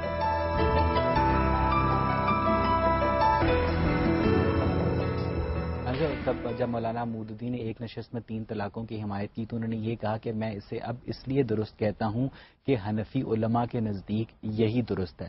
اب سچویشن اب یہ ہے کہ پاکستان کا جو فیملی لا آرڈیننس ہے 1962 کا، اس میں عورت کو ایک نشست میں 3 طلاقیں دینے کی شدید مخالفت کی گئی ہے، جبکہ پاکستان کی جو اکثریتی آبادی ہے وہ حنفی فقہ سے تعلق رکھتی ہے، اور اکثریتی آبادی کو شاید یہ بھی نہیں معلوم کہ ان کا جو فقہی قانون ہے وہ ان کے ملکی قانون سے مختلف ہے. دیکھیے مولانا مودودی کا استدلال بھی اس سے بہت مختلف تھا. انہوں نے جو مخالفت کی وہ بھی بہت مختلف دلائل کی بنیاد کے اوپر کی. روشنی ڈالیں. یعنی وہ تو یہ کہہ رہے تھے کہ دیکھیے اس معاملے میں اگر قانون سازی ہونی ہے تو اس قانون سازی میں اہل علم کی آراء کو شامل ہونا چاہیے. اس کمیشن پر بھی ان کو اعتراض تھا اور یہ اعتراض کرنے کا ان کو حق تھا. اعتراض غلط بھی ہو سکتا ہے اور صحیح بھی ہو سکتا ہے. اصل چیز یہ ہے کہ جو انہوں نے آرگومنٹ دیا ہے, جو دلیل دی ہے, اس کو ہم دیکھیں. ہماری سوسائٹی میں زیادہ تر حنفی علماء ہیں, عام طور پر انہی کا فتویٰ چلتا ہے, لوگ انہی کے مطابق رائے قائم کرتے ہیں. اسٹیٹ کو اگر قانون سازی کرنی ہے تو اس معاملے میں ایک بڑا ڈیبیٹ ہونا چاہیے, بہت بڑے پیمانے پر اہل علم کو اس میں آراء دینی چاہیے. تو میرا احساس یہ ہے کہ جب تک آپ اس پورے پروسیجر کو اختیار نہیں کریں گے آپ لوگوں کا اعتماد نہیں بحال کر سکتے. آئلی قوانین سرتاسر درست نہیں ہیں, ان میں بہت سی خامیاں ہیں, ان کو بھی درست کرنے کی ضرورت ہے. وہ بھی بہرحال ایک ایسے زمانے میں بنائے گئے تھے جس میں رد عمل کی نفسیات میں لوگ مبتلا تھے. تو دونوں طرف کچھ غلطیاں موجود ہیں, دونوں کی اصلاح کرنا چاہیے. رد عمل انگریزوں کی طرف سے نہیں, رد عمل اصل میں بے شمار پہلوؤں سے پیدا ہوتا ہے. بعض اوقات ایک چیز پہ بحث ہو رہی ہے, جیسے ہمارے حدود آرڈیننس کا معاملہ ہوا. حدود آرڈیننس کے معاملے میں دو انتہائیں وجود میں آ گئی تھی.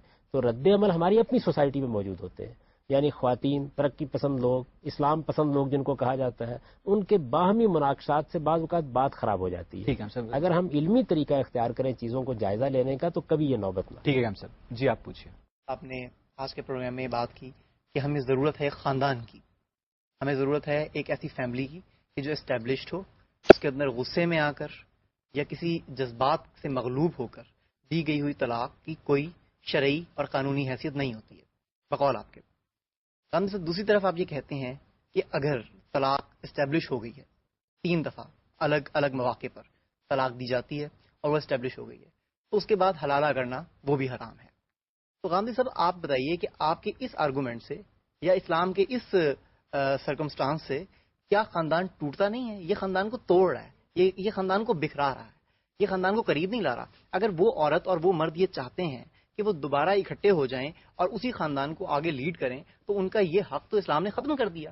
آپ بتائیں کہ سوسائٹی کیسے چلے گی اور بچے کہاں جائیں گے, اور یہ سب کچھ جو سب کچھ آپ نے مجھے بتایا ہے. پہلے آپ مجھے یہ بتائیے گا کہ اس سارے سرکل کو تو خود ہمارے جو قوانین ہیں وہ خود توڑ رہے ہیں, تو حلالہ کیوں حرام ہے؟ ہمارے قانون نے تو کچھ نہیں کیا, قانون کی خلاف ورزی سے مسائل پیدا ہوئے ہیں. قانون تو یہ تھا کہ آپ ایک وقت میں ایک طلاق دیں, اور جب آپ نے طلاق دے دی ہے اگر عدت میں آپ واپس نہیں لینا چاہتے, عدت گزر جائے گی, بیوی الگ ہو جائے گی, آپ جب چاہیں دوبارہ نکاح کر سکتے ہیں. ہم اس قانون کی پہلے خلاف ورزی کرتے ہیں, اس قانون کو پہلے توڑتے ہیں, اس کے بعد اپنے لیے مسائل پیدا کر لیتے ہیں. تو ہمیں چاہیے یہ کہ پہلے تو ہم قانون کو ٹھیک طریقے سے سمجھیں, ایک بات. دوسری چیز یہ ہے کہ کوئی بھی قانون جب بنایا جاتا ہے تو اس کو کبھی غیر محدود نہیں بنایا جا سکتا. یعنی آپ طلاق کا اگر حق دے رہے ہیں تو اس کو بھی کھیل نہیں بننا چاہیے. ہر آدمی کو جو مسلمان ہے یہ ایجوکیٹ کرنا چاہیے کہ دیکھو تمہیں زندگی میں 3 حق دیے گئے ہیں, ان کو سلیقے سے استعمال کرنا. اگر تم پہلا حق استعمال کرنے کے بعد دوبارہ رجوع کر لو گے تو پھر تمہارے پاس 2 حق اور باقی رہیں گے. دوسرا بھی استعمال کر سکتے ہو, اس کو استعمال کر لیا تو پھر ایک ہی باقی رہ جائے گا, اور پھر تمہارے لیے اس بیوی کے ساتھ زندگی بسر کرنے کا کوئی موقع باقی نہیں. لیکن دیکھیں نیت تو غلط نہیں ہے نا. اگر ایک شخص ریپینٹ کر رہا ہے اللہ تعالیٰ بھی گناہ معاف کر دیتا ہے. تو آپ بتائیں کہ ایک خاندان کو توڑنے سے کیا یہ بہتر نہیں ہے کہ ہم اس قانون کے ذریعے, حلالہ کے قانون کے ذریعے اسی سرکل میں آ کر دوبارہ ایک خاندان کو ری جوائن کر دیں؟ دیکھیے بات یہ ہے کہ خاندان کو قاعدے سے درست ہونا چاہیے. کسی چیز کو ایک طرف سے نہیں حاصل کیا جاتا, اس کو تمام پہلوؤں سے درست ہونا چاہیے. تو ہمارے ہاں جو طلاق کا قانون ہے, میں آپ کو اطمینان دلاتا ہوں کہ اگر لوگ اس کی پابندی کریں, میں نے تو اس کے لیے تجویز کیا تھا کہ طلاق نامہ باقاعدہ بنا دیا جائے تاکہ اس میں خلاف ورزی ہونے کا امکان ہی نہ رہے. آپ ایک بار اس کو ٹھیک طریقے سے نافذ کر دیجئے, اس کی نوبت ہی بہت کم آئے گی. اور اگر کسی جگہ اس کی نوبت آتی ہے تو اس میں بھی راستہ تو کھلا ہے. پھر ٹھیک ہے, وہ خاتون کہیں شادی کرتی ہے اتفاق سے, وہاں سے اس کو طلاق ہو جاتی ہے, آ جائے گی دوبارہ. لیکن آپ ایک گھر کو برباد ہونے سے بچانے کے لیے قانون کے پورے مزاج کو خراب نہیں کر سکتے. لوگوں کو تنبیہ ہونی چاہیے کہ یہ کوئی لامتناہی سلسلہ نہیں ہے کہ آپ طلاق دیتے رہیں اور نکاح کرتے رہیں. اس کے بعد اگر تعلقات حلالہ کے بعد رکھے جاتے ہیں تو وہ ناجائز ہوں گے, آپ یہ کہہ رہے ہیں؟ دیکھیے نکاح کرنا جائز ہی نہیں ہے نا. نکاح کے کچھ قاعدے مقرر کیے گئے ہیں. نکاح کیسے آپ نے کرنا ہے, ظاہر ہے آپ اس نکاح کے طریقے کو چھوڑ کر کسی اور طریقے سے نکاح کریں گے, مثلا مہر مقرر نہیں کرتے, آپ اس کے حقوق ادا کرنے کے لیے تیار نہیں ہوتے, تو وہ بھی ظاہر ہے قابل دستاندازی پولیس جرم بن سکتا ہے. ایسے ہی بہت سے معاملات ہیں کہ جن کے اندر آپ قانون کی جب خلاف ورزی کریں گے تو اس کو روکا جائے گا. قانون بناتے وقت اصل میں یہ نہیں کیا جاتا کہ کوئی ایک چیز یا کوئی ایک جذبہ آپ پر غالب آ جائے. قانون پورے کے پورے نظم کو سامنے رکھ کے بنایا جاتا ہے. نہ طلاق کا حق ایسا حق بن جائے کہ جس کے نتیجے میں لوگ کھیل کھیلنا شروع کر دیں، نہ طلاق لوگوں کے لیے مذاق کی چیز بن جائے، لوگ اس کو ایک سنجیدہ معاملہ لیں، اس کے لیے کچھ موقع مقرر کیے جائیں، لوگوں کو پہلے سے اس کے لیے ایجوکیٹ کیا جائے. جب آپ ان کو اچھی طرح ایجوکیٹ کر دیں گے تو پھر وہ اس کی خلاف ورزی نہیں کریں گے. صاحب ایک ریلیشنز میں آپ ایک تصور پیش کرتے ہیں کہ شوہر کا ایک درجہ بلند ہے. رامدی صاحب کیا ایز اے ہیومن بینگ یہ حق دیا جا سکتا ہے کسی کو کہ وہ کسی اور شخص کو مارے، کسی اور شخص کو پیٹے؟ حالانکہ یہ حق دیا گیا اسلام کے اندر. پہلے کہا گیا کہ اگر عورت تمہارے ساتھ مطمئن نہیں ہے، تم عورت کے ساتھ مطمئن نہیں ہو، تو تمہیں چاہیے کہ اس سے ملنا جلنا چھوڑ دو، اس سے بات چیت بند کر دو، دوسرے نمبر پر اس سے ہم بستری ختم کر دو، اور تیسرے نمبر پر یہ کہ اس کو مارو. تو یہ رائٹ اسلام نے دیا. یہ کیوں دیا؟ آپ نے ساری بات جو ہے، جو اصل بات تھی، اس کو بالکل ایک دوسرا رخ دے دیا.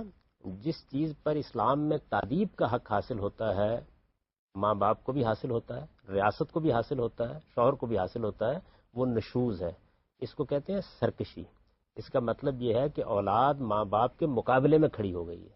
اس کا مطلب یہ ہے کہ ایک شہری ریاست کے مقابلے میں کھڑا ہو گیا ہے. اور اس کا مطلب یہ ہے کہ ایک بیوی نے شوہر کو شوہر ماننے سے انکار کر دیا. تو یہ کوئی اختلاف ہو جانے کی چیز نہیں ہے.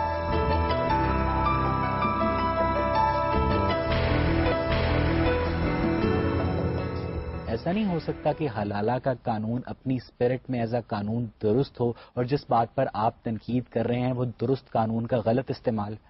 یقیناً ایسا ہی. یعنی حلالہ کا قانون درست ہے. حلالہ کا قانون کا مطلب کیا ہے؟ حلالے کا قانون ایک ہے سازش کر کے نکاح کرنا. یہ تو ہر حال میں ناجائز ہے، یہ تو کوئی قانون ہی نہیں ہے. تو لوگوں نے اس کو پیدا کر رکھا ہوا ہے. ایک چیز یہ ہے کہ 3 مرتبہ طلاق کا حق آپ نے استعمال کر لیا، اس کے بعد کیا پروسیجر ہے؟ صاحب یہی ہم بار بار آپ سے پوچھنے کی کوشش کر رہے ہیں کہ 3 دفعہ طلاق دینے کے بعد جب حتمی طور پر میاں اور بیوی میں علیحدگی ہو چکی ہے، بیوی کسی اور کے نکاح میں جا چکی ہے، تو وہ واپس اپنے پہلے شوہر کے پاس کیسے جا سکتی ہے؟ اسی صورت میں جبکہ جس طرح طلاق ہوتی ہے طلاق ہو. دیکھیے نا، اگر اس عورت نے نکاح نہیں کیا پھر وہ اپنے واپس شوہر کے پاس جانا چاہتی ہے؟ نہیں جا سکتی. اس کی وجہ یہ ہے کہ آپ کو کوئی ایک حد لگانی پڑے گی نا. یعنی کیا آپ یہ طریقہ اختیار کریں گے کہ جس کا جی چاہے ہزاروں مرتبہ طلاق دیتا رہے اور واپس کرتا رہے؟ یہ اصل میں شوہر پر حد لگائی گئی ہے کہ وہ سوچ سمجھ کر طلاق دے. اسے معلوم ہونا چاہیے کہ اب کیا صورتحال پیدا ہو جائے گی. طلاق کوئی مذاق نہیں ہے. کسی قانون کو مذاق بنا لینا یہ چیز ہے جس کو قرآن روکنا چاہتا ہے. یعنی طلاق ایک ارریورسیبل قانون ہے، ریورسیبل قانون نہیں ہے. 2 صورتوں میں تھا نا، 2 شکلوں میں تو آپ کو حق دیا گیا تھا. آپ نے اس معاملے کو یہاں تک پہنچایا کیوں؟ کسی انسان کے جذبات، احساسات اور اقدامات پہ کوئی قدغن لگنی چاہیے. جب آپ بالکل کھلا چھوڑ دیتے ہیں تو پھر لوگوں کے لیے طلاق اور نکاح ایک مذاق بن کے رہ جائیں گے. اس لیے 2 مرتبہ تو آپ کو حق حاصل تھا. آپ چاہتے تو جب چاہتے نکاح کر لیں. دیکھیں، آپ نے ایک پروگرام میں خود ہی فرمایا تھا کہ کسی بھی صحیح قانون کا غلط استعمال کرنا کیا کہتے ہیں انسان کے لیے ہر حال میں ناممکن نہیں ہوتا، کیونکہ وہ بہرحال انسان ہے. ایک مرد اگر روز ایک شادی کرتا ہے اور روز ایک طلاق دیتا ہے تو ٹیکنیکلی لیگلی وہ درست کر رہا ہے، اس کے اوپر آپ کوئی قدغن نہیں لگا سکتے. اخلاقی طور پہ وہ غلط کر رہا ہے. نہیں، میں نے یہ عرض کیا تھا کہ ہمارے لیے ہو سکتا ہے کہ اس کے خلاف قانونی کارروائی کرنا مشکل ہو. جی بالکل. یہ حلالے میں بھی ہو سکتا ہے. فرض کر لیجئے کہ کچھ لوگوں نے سازش کر کے نکاح کر لیا ہے، عدالت میں آ گئے ہیں، بیانات دے دیے ہیں، تو میں کیا کر لوں گا؟ اور عدالت کیا کر لے گی؟ عدالت تو بیانات لے گی. جب آپ مجھ سے سوال کر رہے ہیں کہ خدا کیا چاہتا ہے، تو میں یہ کہتا ہوں کہ خدا سازش کے نکاح کو جائز نہیں قرار دیتا. جب آپ کہتے ہیں قانون کیا کرے گا، تو قانون تو یہی کرے گا کہ جو ظاہری حالات ہیں اس کی بنیاد پر انسانوں کے ہاتھوں میں جو غلط استعمال ہے اس کی مذہب مذمت کرتا ہے. نہیں، مذہب ایک طرف سے یہ چاہے گا کہ یہ خدا کا قانون ہے، لوگ خدا سے ڈرتے ہوئے خدا کا تقوی اختیار کر کے صحیح طریقے سے قانون کو استعمال کریں. لیکن جب تک وہ خدا سے ڈرتے ہیں اس وقت تک تو کوئی امکان نہیں کہ غلطی کریں گے. اگر وہ خدا کے ساتھ معاملہ اپنا غلط کر بیٹھتے ہیں اور ہماری عدالت میں آ جاتے ہیں تو عدالت تو ظاہر کی بنیاد پر فیصلہ کرے گی. سوال یہ بھی تو پیدا ہوتا ہے نا کہ وہ علماء جو اس بات کا اعلان کرتے ہیں کہ وہ اللہ کی راہ میں حلالہ کریں گے، وہ سارے کیا کہتے ہیں اپنے دینی فہم کے اوپر، اپنے دینی سٹانس کے اوپر غلط ہیں. میں نے تو عرض کر دیا کہ اللہ کے پیغمبر نے یہ کہا ہے کہ یہ کام جو آدمی کرتا ہے اس پر خدا کی لعنت ہے، اس لیے کہ یہ خدا کو دھوکہ دینا ہے. آپ 2 چیزوں کو الگ الگ کیجئے. ایک چیز یہ ہے کہ اللہ تعالیٰ کے معاملے میں ہمیں کیا کرنا ہے، اللہ تو دلوں کا حال جانتا ہے. سے دوسری شادی کی تو وہ سازش پہ مبنی نگاہ ہے. اگر اپنے آپ کو سیو کرنے کے لیے دوسری شادی کی اور پھر حالات ایسے پیدا ہو گئے کہ طلاق کی نوبت آ گئی تو آپ اپنے پہلے شوہر سے رجوع کر سکتے. تو بالکل ٹھیک ہے. اس کی وجہ یہ ہے کہ اس میں تو نکاح ہوا ہے جیسے نکاح ہوتا ہے، طلاق ہوئی ہے جیسے طلاق ہوتی ہے. یہ تو ایک سازش کی گئی ہے، یعنی اندرون خانہ طے کر لیا گیا ہے کہ یہ نکاح ہو ہی اس لیے رہا ہے کہ طلاق دے دی جائے. یہ چیز خدا کے قانون کے ساتھ کھیلنا. ٹھیک ہے جی آپ کسی نابالغ لڑکی سے نکاح کرتا ہے اور وہ نکاح جائز ہے یا نہیں ہے یہ دوسری بات ہے. وہ نکاح کر لیتا ہے اور وہ اس کے ساتھ رہ رہا ہے اور وہ اس سے صحبت بھی کر لیتا ہے اور اولاد بھی ہے. تو وہ اگر اولاد نہیں سنبھال سکتی اور وہ اپنے لیے کوئی کمائی بھی نہیں کر سکتی، اگر اس کو طلاق دی جاتی ہے تو وہ کس زمرے میں آتا ہے؟ یہ دیکھیے بات یہ کہ اس نے ایک قانون کی خلاف ورزی کی ہے. ہمارے ہاں تو یہ طے کر دیا گیا ہے کہ 16 سال کی عمر لازماً ہونی چاہیے لڑکی کی اور 18 سال کی لڑکے کی. ہمارے قانون میں طے ہے. ایسا کوئی معاملہ اگر ہوگا تو قانون کی خلاف ورزی ہوگی. لیکن اب کیونکہ کر لی ہے اس نے قانون کی خلاف ورزی، نکاح بھی ہو گیا ہے، اولاد بھی ہو گئی ہے، تو ہم اس کو اب کالعدم تو نہیں قرار دے سکتے. اس کے ساتھ حالات کے لحاظ سے نمٹیں گے. لیکن ہم اس چیز کو یقینی کیوں نہیں بناتے کہ ہم اس پہ کوئی ایسی چیز یہ اسلامی طور پہ مسلط اس قانون پہ کر دیں کہ وہ چیز جو ہے پہلے تو کہ وہ ہو ہی نہ، اور اگر ہوتی ہے تو اس کی جو تلافی ہے اس کو یقینی بنایا جائے. ایسی قانون سازی کرنی چاہیے. دیکھیے ابھی قانون سازی کچھ ہوئی ہے، آپ مزید قانون بنا سکتے ہیں. جو قانون کی خلاف ورزی کی صورتیں ہوتی ہیں انہی میں اصل میں اسٹیٹ کا اختیار بھی ہے اور پارلیمنٹ کو اس میں اپنا کردار بھی ادا کرنا چاہیے کہ وہ کیا کیا چیزیں ہیں جس میں لوگ قانون کی خلاف ورزی کرتے ہیں، اس سے کیا ظلم پیدا ہوتے ہیں. ان کے لیے ہمیں چاہیے کہ ہم قانون بنائیں. شریعت تمام معاملات میں قانون نہیں بناتی، وہ چند چیزوں کے بارے میں جہاں بڑی غلطی کا امکان ہوتا ہے قانون بنا دیتی ہے. باقی میں وہ ہمارے اوپر چھوڑ دیتی ہے، ہمیں قانون بنانا ہوتا ہے.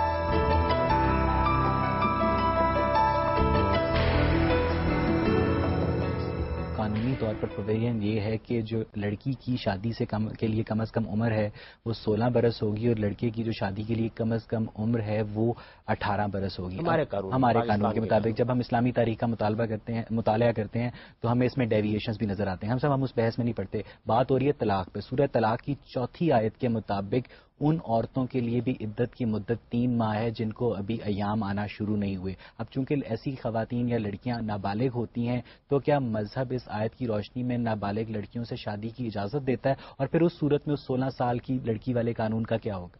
نہیں، اس پہ جو الفاظ ہیں وہ ہیں واللہ لم یحزنا، یعنی وہ اس عمر کو تو پہنچ گئی ہیں لیکن اس کے باوجود ایام نہیں آئے. اس کا صحیح ترجمہ یہ ہے. ہم سب جن لوگوں نے فتح محمد جالندری نے یہی ترجمہ کیا ہے، پیکٹال نے یہی ترجمہ کیا ہے، یوسف علی نے یہی ترجمہ کیا ہے. اس ترجمے پر جن لوگوں نے تنقید کی ہے ان کو بھی پڑھ لیجیے. اس میں جو الفاظ استعمال کیے گئے ہیں وہ یہ ہیں واللہ لم یحزنا. عربی زبان سے جو آدمی واقف ہے وہ یہ جانتا ہے کہ لم یحزنا جب آئے گا تو اس کا مطلب یہ ہے کہ عمر آ گئی، موقع آ گیا، اس کے باوجود ایام نہیں آئے. تو اب کیا کیا جائے؟ یہ ظاہر ہے ایک عامت الورود صورت ایسا ہوتا ہے بعض اوقات کہ عمر ہو جاتی ہے لیکن ایام نہیں ہوتے. اس میں پھر کہا گیا کہ 3 مہینے کی مدت کافی ہے، اس کو 3 مہینے کی مدت میں تبدیل کر دیا گیا. یہ بات ہے جو قرآن مجید نے کہی ہے. اس سے چھوٹی عمر کی شادی کے لیے استدلال کرنا ٹھیک نہیں. جو آپ نے واقعات کی مثالیں دی ہیں تو دیکھیے ہر سوسائٹی کے اندر کچھ رسوم رواج ہوتے ہیں، یہ موجود رہتے ہیں. قانون سازی اسی لیے کی جاتی ہے کہ رسوم اور رواج میں جہاں خرابی ہے اس کو دور کیا جائے. اچھا بعض حالات میں ایک رواج ایک صورتحال میں ٹھیک ہوتا ہے لیکن تمدن کی تبدیلی کے ساتھ اس کے بارے میں قانون سازی کرنے کی ضرورت پڑ جاتی ہے. تو قانون سازی کا حق کس سے سلب نہیں ہوتے. دین کے احکام ابدی ہوتی ہیں، دین میں ایسا کوئی حکم دیا نہیں گیا. دیکھیے دین کے احکام اور چیز ہیں، واقعات بالکل اور چیز ہے. دین میں تو قرآن مجید نے واضح کر دیا اس بات کو کہ نکاح کی عمر کو پہنچنے کے بعد نکاح ہونا چاہیے. جب یہ بات اصول کے لحاظ سے واضح کر دی گئی اب اس کی خلاف ورزی نکاح کی عمر کیا ہے آئیڈیل عورت کے لیے؟ دیکھیے اس کا ہر آدمی واقف ہے. اس کے معاملے میں ہمارے ہاں جو قانون سازی کی گئی ہے وہ عمومی تجربات کی روشنی میں کی گئی ہے. اگر اس میں کوئی تبدیلی آ جائے تو آپ قانون میں تبدیلی بھی کر سکتے ہیں. لیکن بلوغ کی جو علامتیں ہیں وہ جب ظاہر ہو گئیں، باشعور ہو گئی ایک خاتون یا ایک مرد، ان کی شادی ہو سکتی ہے. کیا یہ جو ہمارے معاشرے میں پریکٹس ہے کہ بعض دفعہ عورت کا جو نکاح ہے وہ کم عمری میں پڑھا دیا جاتا ہے اور اس کی رخصتی تب کی جاتی ہے جب وہ بلوغ کو پہنچ جائے، اس کو آپ کیسے دیکھتے ہیں؟ اب تو قانون میں اس کو ممنوع قرار دے دیا گیا ہے لیکن دیکھیے اس میں بھی کچھ مسائل ہوتے ہیں. آپ جس جاگیردارانہ سوسائٹی میں رہتے ہیں بسا اوقات وہاں دیہاتی لوگوں کے لیے اتنی مشکلات پیدا ہو جاتی ہیں کہ ان کے لیے اپنی بچی کی عزت کو محفوظ رکھنے کا اس کے سوا کوئی راستہ ہی نہیں ہوتا کہ اس کا نکاح کر دیں کہیں. تو جب آپ قانون سازی کرتے ہیں اسی وجہ سے دیکھیے اس میں قانون نہیں بنایا گیا، یعنی شریعت میں قانون نہیں بنایا. سوشیو اکنامک کنڈیشنز ہیں جو اس کا تعین کریں گے اس قانون کا. دیکھیے اسی لیے میں اسی کو سمجھانے کی بار بار لوگوں کو کوشش کرتا ہوں کہ شریعت ان معاملوں میں قانون سازی کرتی ہے جو ابدی ہو سکتے ہیں، جو ہمیشہ رہ سکتے ہیں. باقی معاملات کو آپ پر چھوڑ دیا جاتا ہے. اس میں سماجی حالات، عمرانی حالات، کسی سوسائٹی میں تمدن اس وقت کس مقام پر کھڑا ہے، ایک قبائلی معاشرے میں آپ کو بڑے اور طرح کے قانون بنانے پڑیں گے. آپ اس وقت دیکھیے آپ کے ملک میں یہ صورتحال ہے کہ ایک علاقہ ایسا ہمارے یہاں موجود ہے جس کے لیے آپ کو آئین میں استثناء پیدا کرنا پڑا ہے. آپ کا فاٹا کا علاقہ آئین میں استثناء پیدا کرنا پڑا ہے. وہاں آپ کی صوبائی حکومت کی جورسڈکشن نہیں ہوتی، وہاں آپ کی کورٹس کی جورسڈکشن نہیں ہوتی. کیوں؟ وجہ کیا ہے؟ آپ کو قبائلی رسوم روایات کے لحاظ سے کچھ اقدامات کرنے پڑے. میں اس کی تائید نہیں کر رہا، میں یہ آپ کو بتا رہا ہوں کہ قانون سازی کرتے وقت آپ کو اپنے معاشرے کو دیکھنا ضروری ہوتا ہے. اس میں بھی سامنے تو یہ آیا نا کہ جب کلچرل ٹریڈیشنز اور ریلیجن آپس میں انفیوز کرتے ہیں تو ایک عجیب و غریب قسم کا سسٹم آف پریکٹس وجود میں آتا ہے جس میں مذہب کو، کلچر کو، ریلیجن کو علیحدہ علیحدہ آئیڈینٹیفائی کرنا قریب قریب ناممکن ہو جاتا ہے. تو ایسی صورتحال میں علماء کے درمیان جو ڈویژن ہے وہ بھی نیچرل ہے، کیونکہ ہر عالم کا جو کیا کہتے ہیں مکتبہ فکر ہے اور جو ذہنی کیا کہتے ہیں استعداد ہے وہ مختلف ہے. تو ایسی صورت میں کیا دین کی ایک واحد پکچر پیش کرنا اجتہادی معاملات میں یا کیا کہتے ہیں قانونی معاملات میں ممکن نہیں؟ نہیں، کیوں کیا جائے؟ دیکھیے بات یہ ہے کہ انسانوں کو سوچنے کا راستہ بند کیوں کرتے ہیں آپ؟ اس کے لیے جو طریقہ ہے وہ طریقہ یہ ہے کہ پارلیمنٹ میں قانون سازی کر لیجیے. پارلیمنٹ میں جس تعبیر کو اکثریت حاصل ہو جائے گی وہ قانون بن جائے گی. اگر آپ کسی ایک چیز پہ اصرار کریں گے تو اس کے نتیجے میں دیکھیے نا، وہ پھر اصرار کرتے وقت آپ کسی کو اتھارٹی دیں گے. جب اتھارٹی کسی کو دیں گے تو پوپ وجود میں آ جائے گا، یعنی پھر آپ کو پاپائیت کو ماننا پڑے گا، اس کے علاوہ کوئی راستہ نہیں.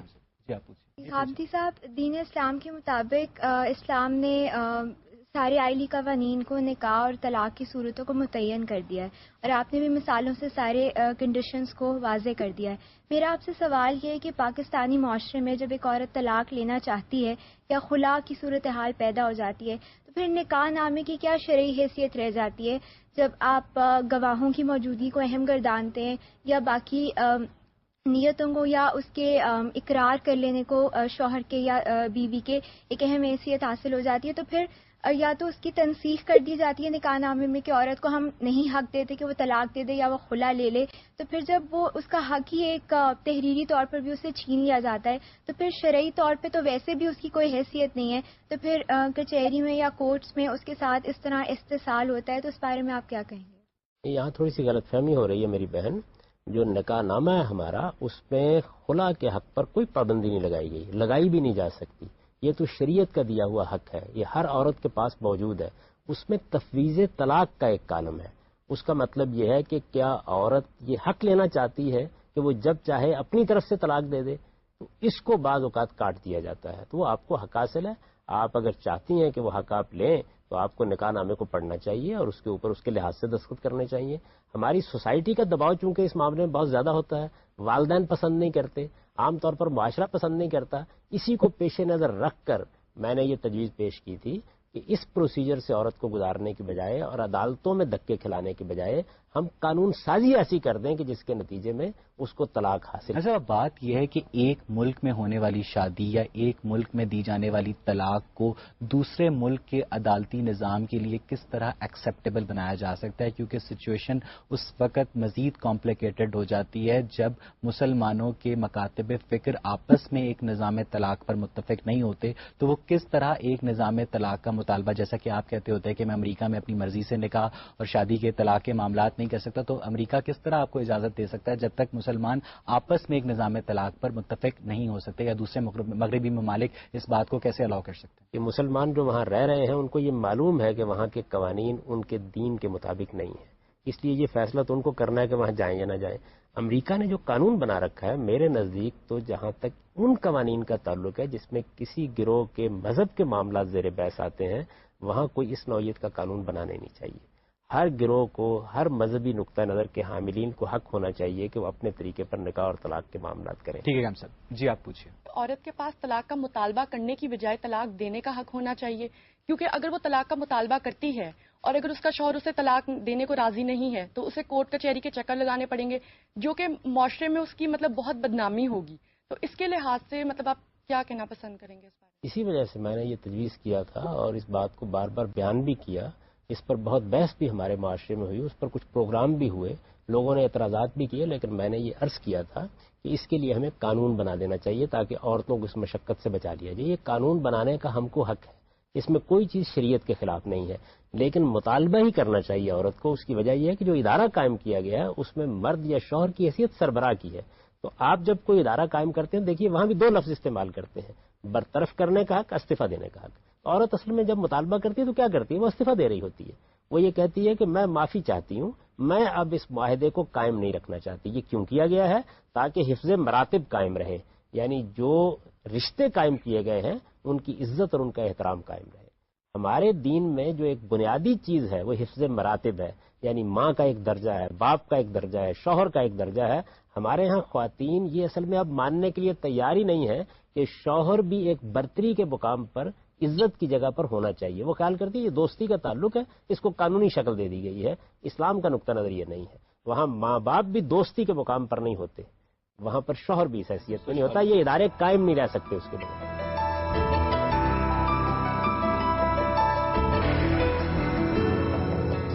غامدی صاحب، ایک واقعہ ہے کہ ثابت بن قیس کی بیوی ایک دفعہ حضور پاک کے پاس آئیں اور انہوں نے کہا کہ مجھے میں اپنے ہسبینڈ کے ساتھ، شوہر کے ساتھ رہ نہیں سکتی کیونکہ مجھے ان کی شکل نہیں پسند.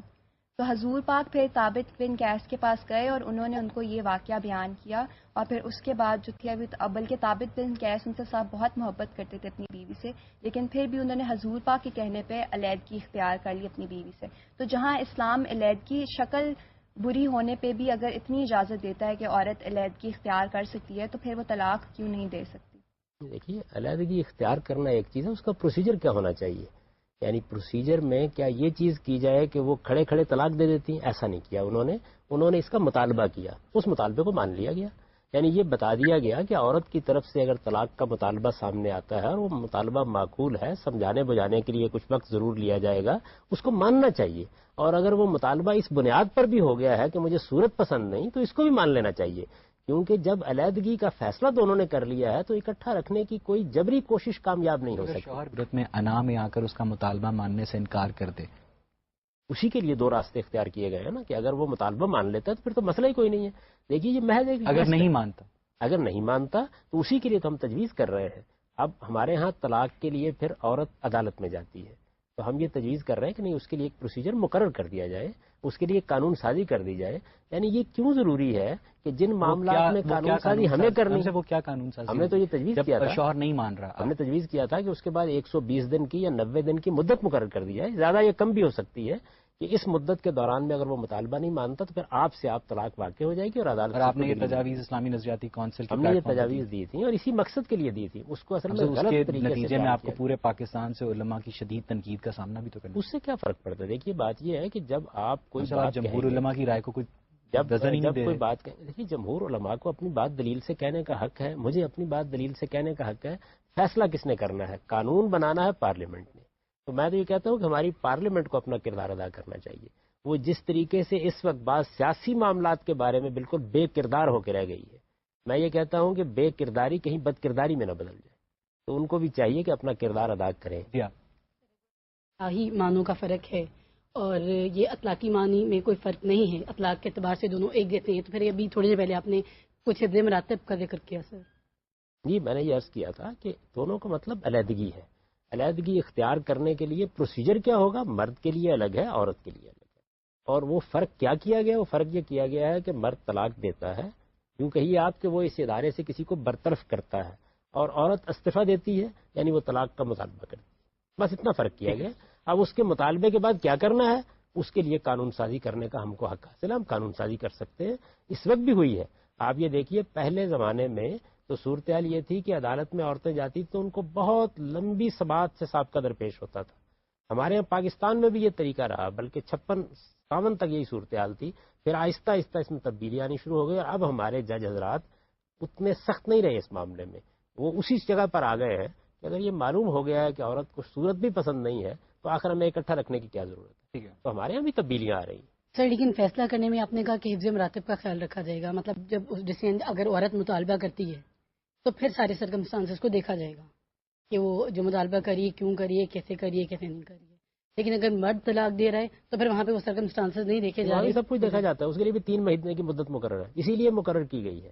3 مہینے کی جو مدت مقرر کی گئی ہے وہ اسی لیے ہے کہ اب خاندان اپنا کردار ادا کرے، سوسائٹی اپنا کردار ادا کرے، لوگ سمجھائیں بجائیں، خود آدمی کو کچھ عقل آ جائے اور وہ اس کو واپس لے لے. سر، ابھی تک کی بحث میں ہم لوگ یہاں تک پہنچے ہیں کہ اس مسئلے میں قرآن نے بہترین صورت دی ہے طلاق کے لیے، اور بہترین حالات عورت اور مرد دونوں کے لیے بیان کیے ہیں. لیکن ہمارے ہاں جو پرابلم چل رہا ہے وہ صرف اس لیے ہے کہ ہمارے ہاں ریلیجن اور اسٹیٹ میں ایک تصادم ہے وہ اکٹھے نہیں چلتے ہیں. تو یہ تصادم کون ختم کرے گا؟ اس کے لیے آپ نے کہا کہ جو عوام ہیں یا ہماری جو ینگسٹرز ہیں ان کو سوچنا چاہیے اور ان کو اپنے نالج میں اضافہ کرنا چاہیے دس اینڈ دیٹ. جب غلطی اسٹیٹ کی ہے، قوانین بنانے کی ہے، تو پھر فریقین کو کیوں اس میں قصوروار ٹھہرایا جاتا ہے؟ جب اگر ایک عورت خلا کا مقدمہ دائر کرتی ہے یا خلا لینا چاہتی ہے تو اس کو جتنا کنڈم کیا جاتا ہے یہ آپ سے ہم سے کسی سے چھپا نہیں ہوا ہے. تو یہ کون اس ذمہ داری کو قبول کرے گا؟ کیا آپ کو نہیں لگتا کہ عوام کی بجائے لیڈرشپ کا فقدان ہے؟ اور کیا علماء کے لیے کوئی خصوصی قسم کے انسٹیٹیوٹ ہوں گے؟ کیا ان لوگوں میں سے ایک سائنٹسٹ، ایک انجینئر بننے والا طالب علم، ظاہر ہے وہ بھی مسلمان ہے، قرآن پاک کا وہ بھی ویسے ہی مطالعہ کر سکتا ہے، تو یہ کیا کہنا کہ نہیں جی ایک علماء کے لیے ایک علیحدہ سے اسپیسیفائی کر کے ایک علیحدہ کلاس کو ڈیولپ کیا جائے؟ اور ہم نے نتائج بھی دیکھ لیے ہیں کہ اس میں پھر دہشت گرد اس طرح جو ایک ایکسٹریمسٹ پیدا ہو رہے ہیں. تو ایسی صورت میں اس وجہ سے ہوا ہے کہ ہمارا جو عمومی تعلیم کا نظام ہے اس میں ہم نے اس کی گنجائش نہیں رکھی کہ ایک آدمی جو او لیول اے لیول تک یا ایف ایس سی تک تعلیم پاتا ہے وہ اگر عالم بننا چاہے تو بن سکے، وہ ڈاکٹر بننا چاہے تو بن سکتا ہے، وہ انجینئر بننا چاہے تو بن سکتا ہے، وہ کمپیوٹر سائنس میں اختصاص کرنا چاہے تو کر سکتا ہے. یہ قصور ہمارا ہے، ہم نے اپنے نظام تعلیم میں اس کی گنجائش نہیں رکھی. وہ فارسی میں کہتے ہیں خانہ خالی رد دیب می گیرد. جب ہم نے اس کا خیال نہیں رکھا تو پھر ہمارے علماء آگے بڑھے، انہوں نے مدرسے قائم کر لیے. تو یہ ہم اپنی ذمہ داری پوری کریں، ریاست اپنی ذمہ داری پوری کرے، علماء اپنی ذمہ داری ادا کریں، دانشور اپنی ذمہ داری ادا کریں. سوسائٹی کی اصلاح کسی ایک شخص یا ایک فرد یا ایک گروہ سے نہیں ہوتی، یہ ہم سب کو مل کے کردار ادا. یہ بتائیے کہ جو طلاق کا موجودہ قانون ہے اس میں کن کن تبدیلیوں کی ضرورت ہے ہم سے؟ تو میرے نزدیک سب سے بڑی چیز تو یہ ہے کہ ہمیں طلاق نامہ مرتب کرنا چاہیے. طلاق نامہ مرتب کر کے طلاق نامہ مرتب کرنا چاہیے اور اس میں لوگوں کو بتانا چاہیے کہ وہ ہر حال میں ایک طلاق دیں گے. 2 طلاق 3 طلاق کا کوئی تصور بھی ان کے ذہن میں نہیں ہونا چاہیے. ایک طلاق اگر وہ دے چکے ہیں تو تب دوسری طلاق کی نوبت آنی چاہیے. یہ صورتحال ہے. محض اس کی اگر آپ اصلاح کر دیں، جس طرح ہم نے ایک نکاح نامہ مرتب کیا ہوا ہے. آپ دیکھیے جب یہ نکاح نامہ نہیں تھا اس وقت تک لوگ نکاح کرتے تھے، نکاح اس وقت بھی ہوتا تھا. اب نکاح نامہ ہم نے مرتب کر دیا تو لوگوں کے ذہن میں یہ بات راسخ ہو گئی ہے کہ آپ کو نکاح نامے کے مطابق ہی نکاح کرنا ہے. تو اگر آپ طلاق نامہ بھی مرتب کر دیں گے تو اس کے بعد لوگ قانون کی خلاف ورزی نہیں کریں گے. وہ جا کے وہاں سے ایک طلاق نامہ لیں گے، اس کو پر کریں گے، اس پر دستخط کریں گے، اور اس طرح جو قانون کی خلاف ورزی سے مسائل پیدا ہوتے ہیں طلاق کے پورے پروسیس کو آپ چینلائز کرنے کی بات اس کو پوری طرح ٹھیک ہے. ہم سب یہاں پہ آج کی گفتگو کو سمیٹتے ہیں. ناظرین، زمانہ قدیم کے مشہور یونانی شاعر ہومر نے اپنی کتاب دی اوڈیسے میں لکھا ہے کہ جب ایک میاں اور بیوی مل کر ایک گھر بساتے ہیں اور اپنے دوستوں کے لیے باعث مسرت اور اپنے دشمنوں کے لیے باعث آزار بنتے ہیں تو اس سے زیادہ قابل تحسین بات کوئی ہو نہیں سکتی. اسی لیے طلاق کو ہر ممکنہ حد تک سماجی اور مذہبی پیراڈائم میں برا جانتے ہوئے اسے صرف ایک ناگزیر برائی کے طور پر ہی قبول کیا جانا چاہیے. اس کے ساتھ ہی اپنے میزبان اویس اقبال اور پروگرام غامدی کی پوری ٹیم کو اجازت دیجیے اور دیکھتے رہیے جیو نیوز.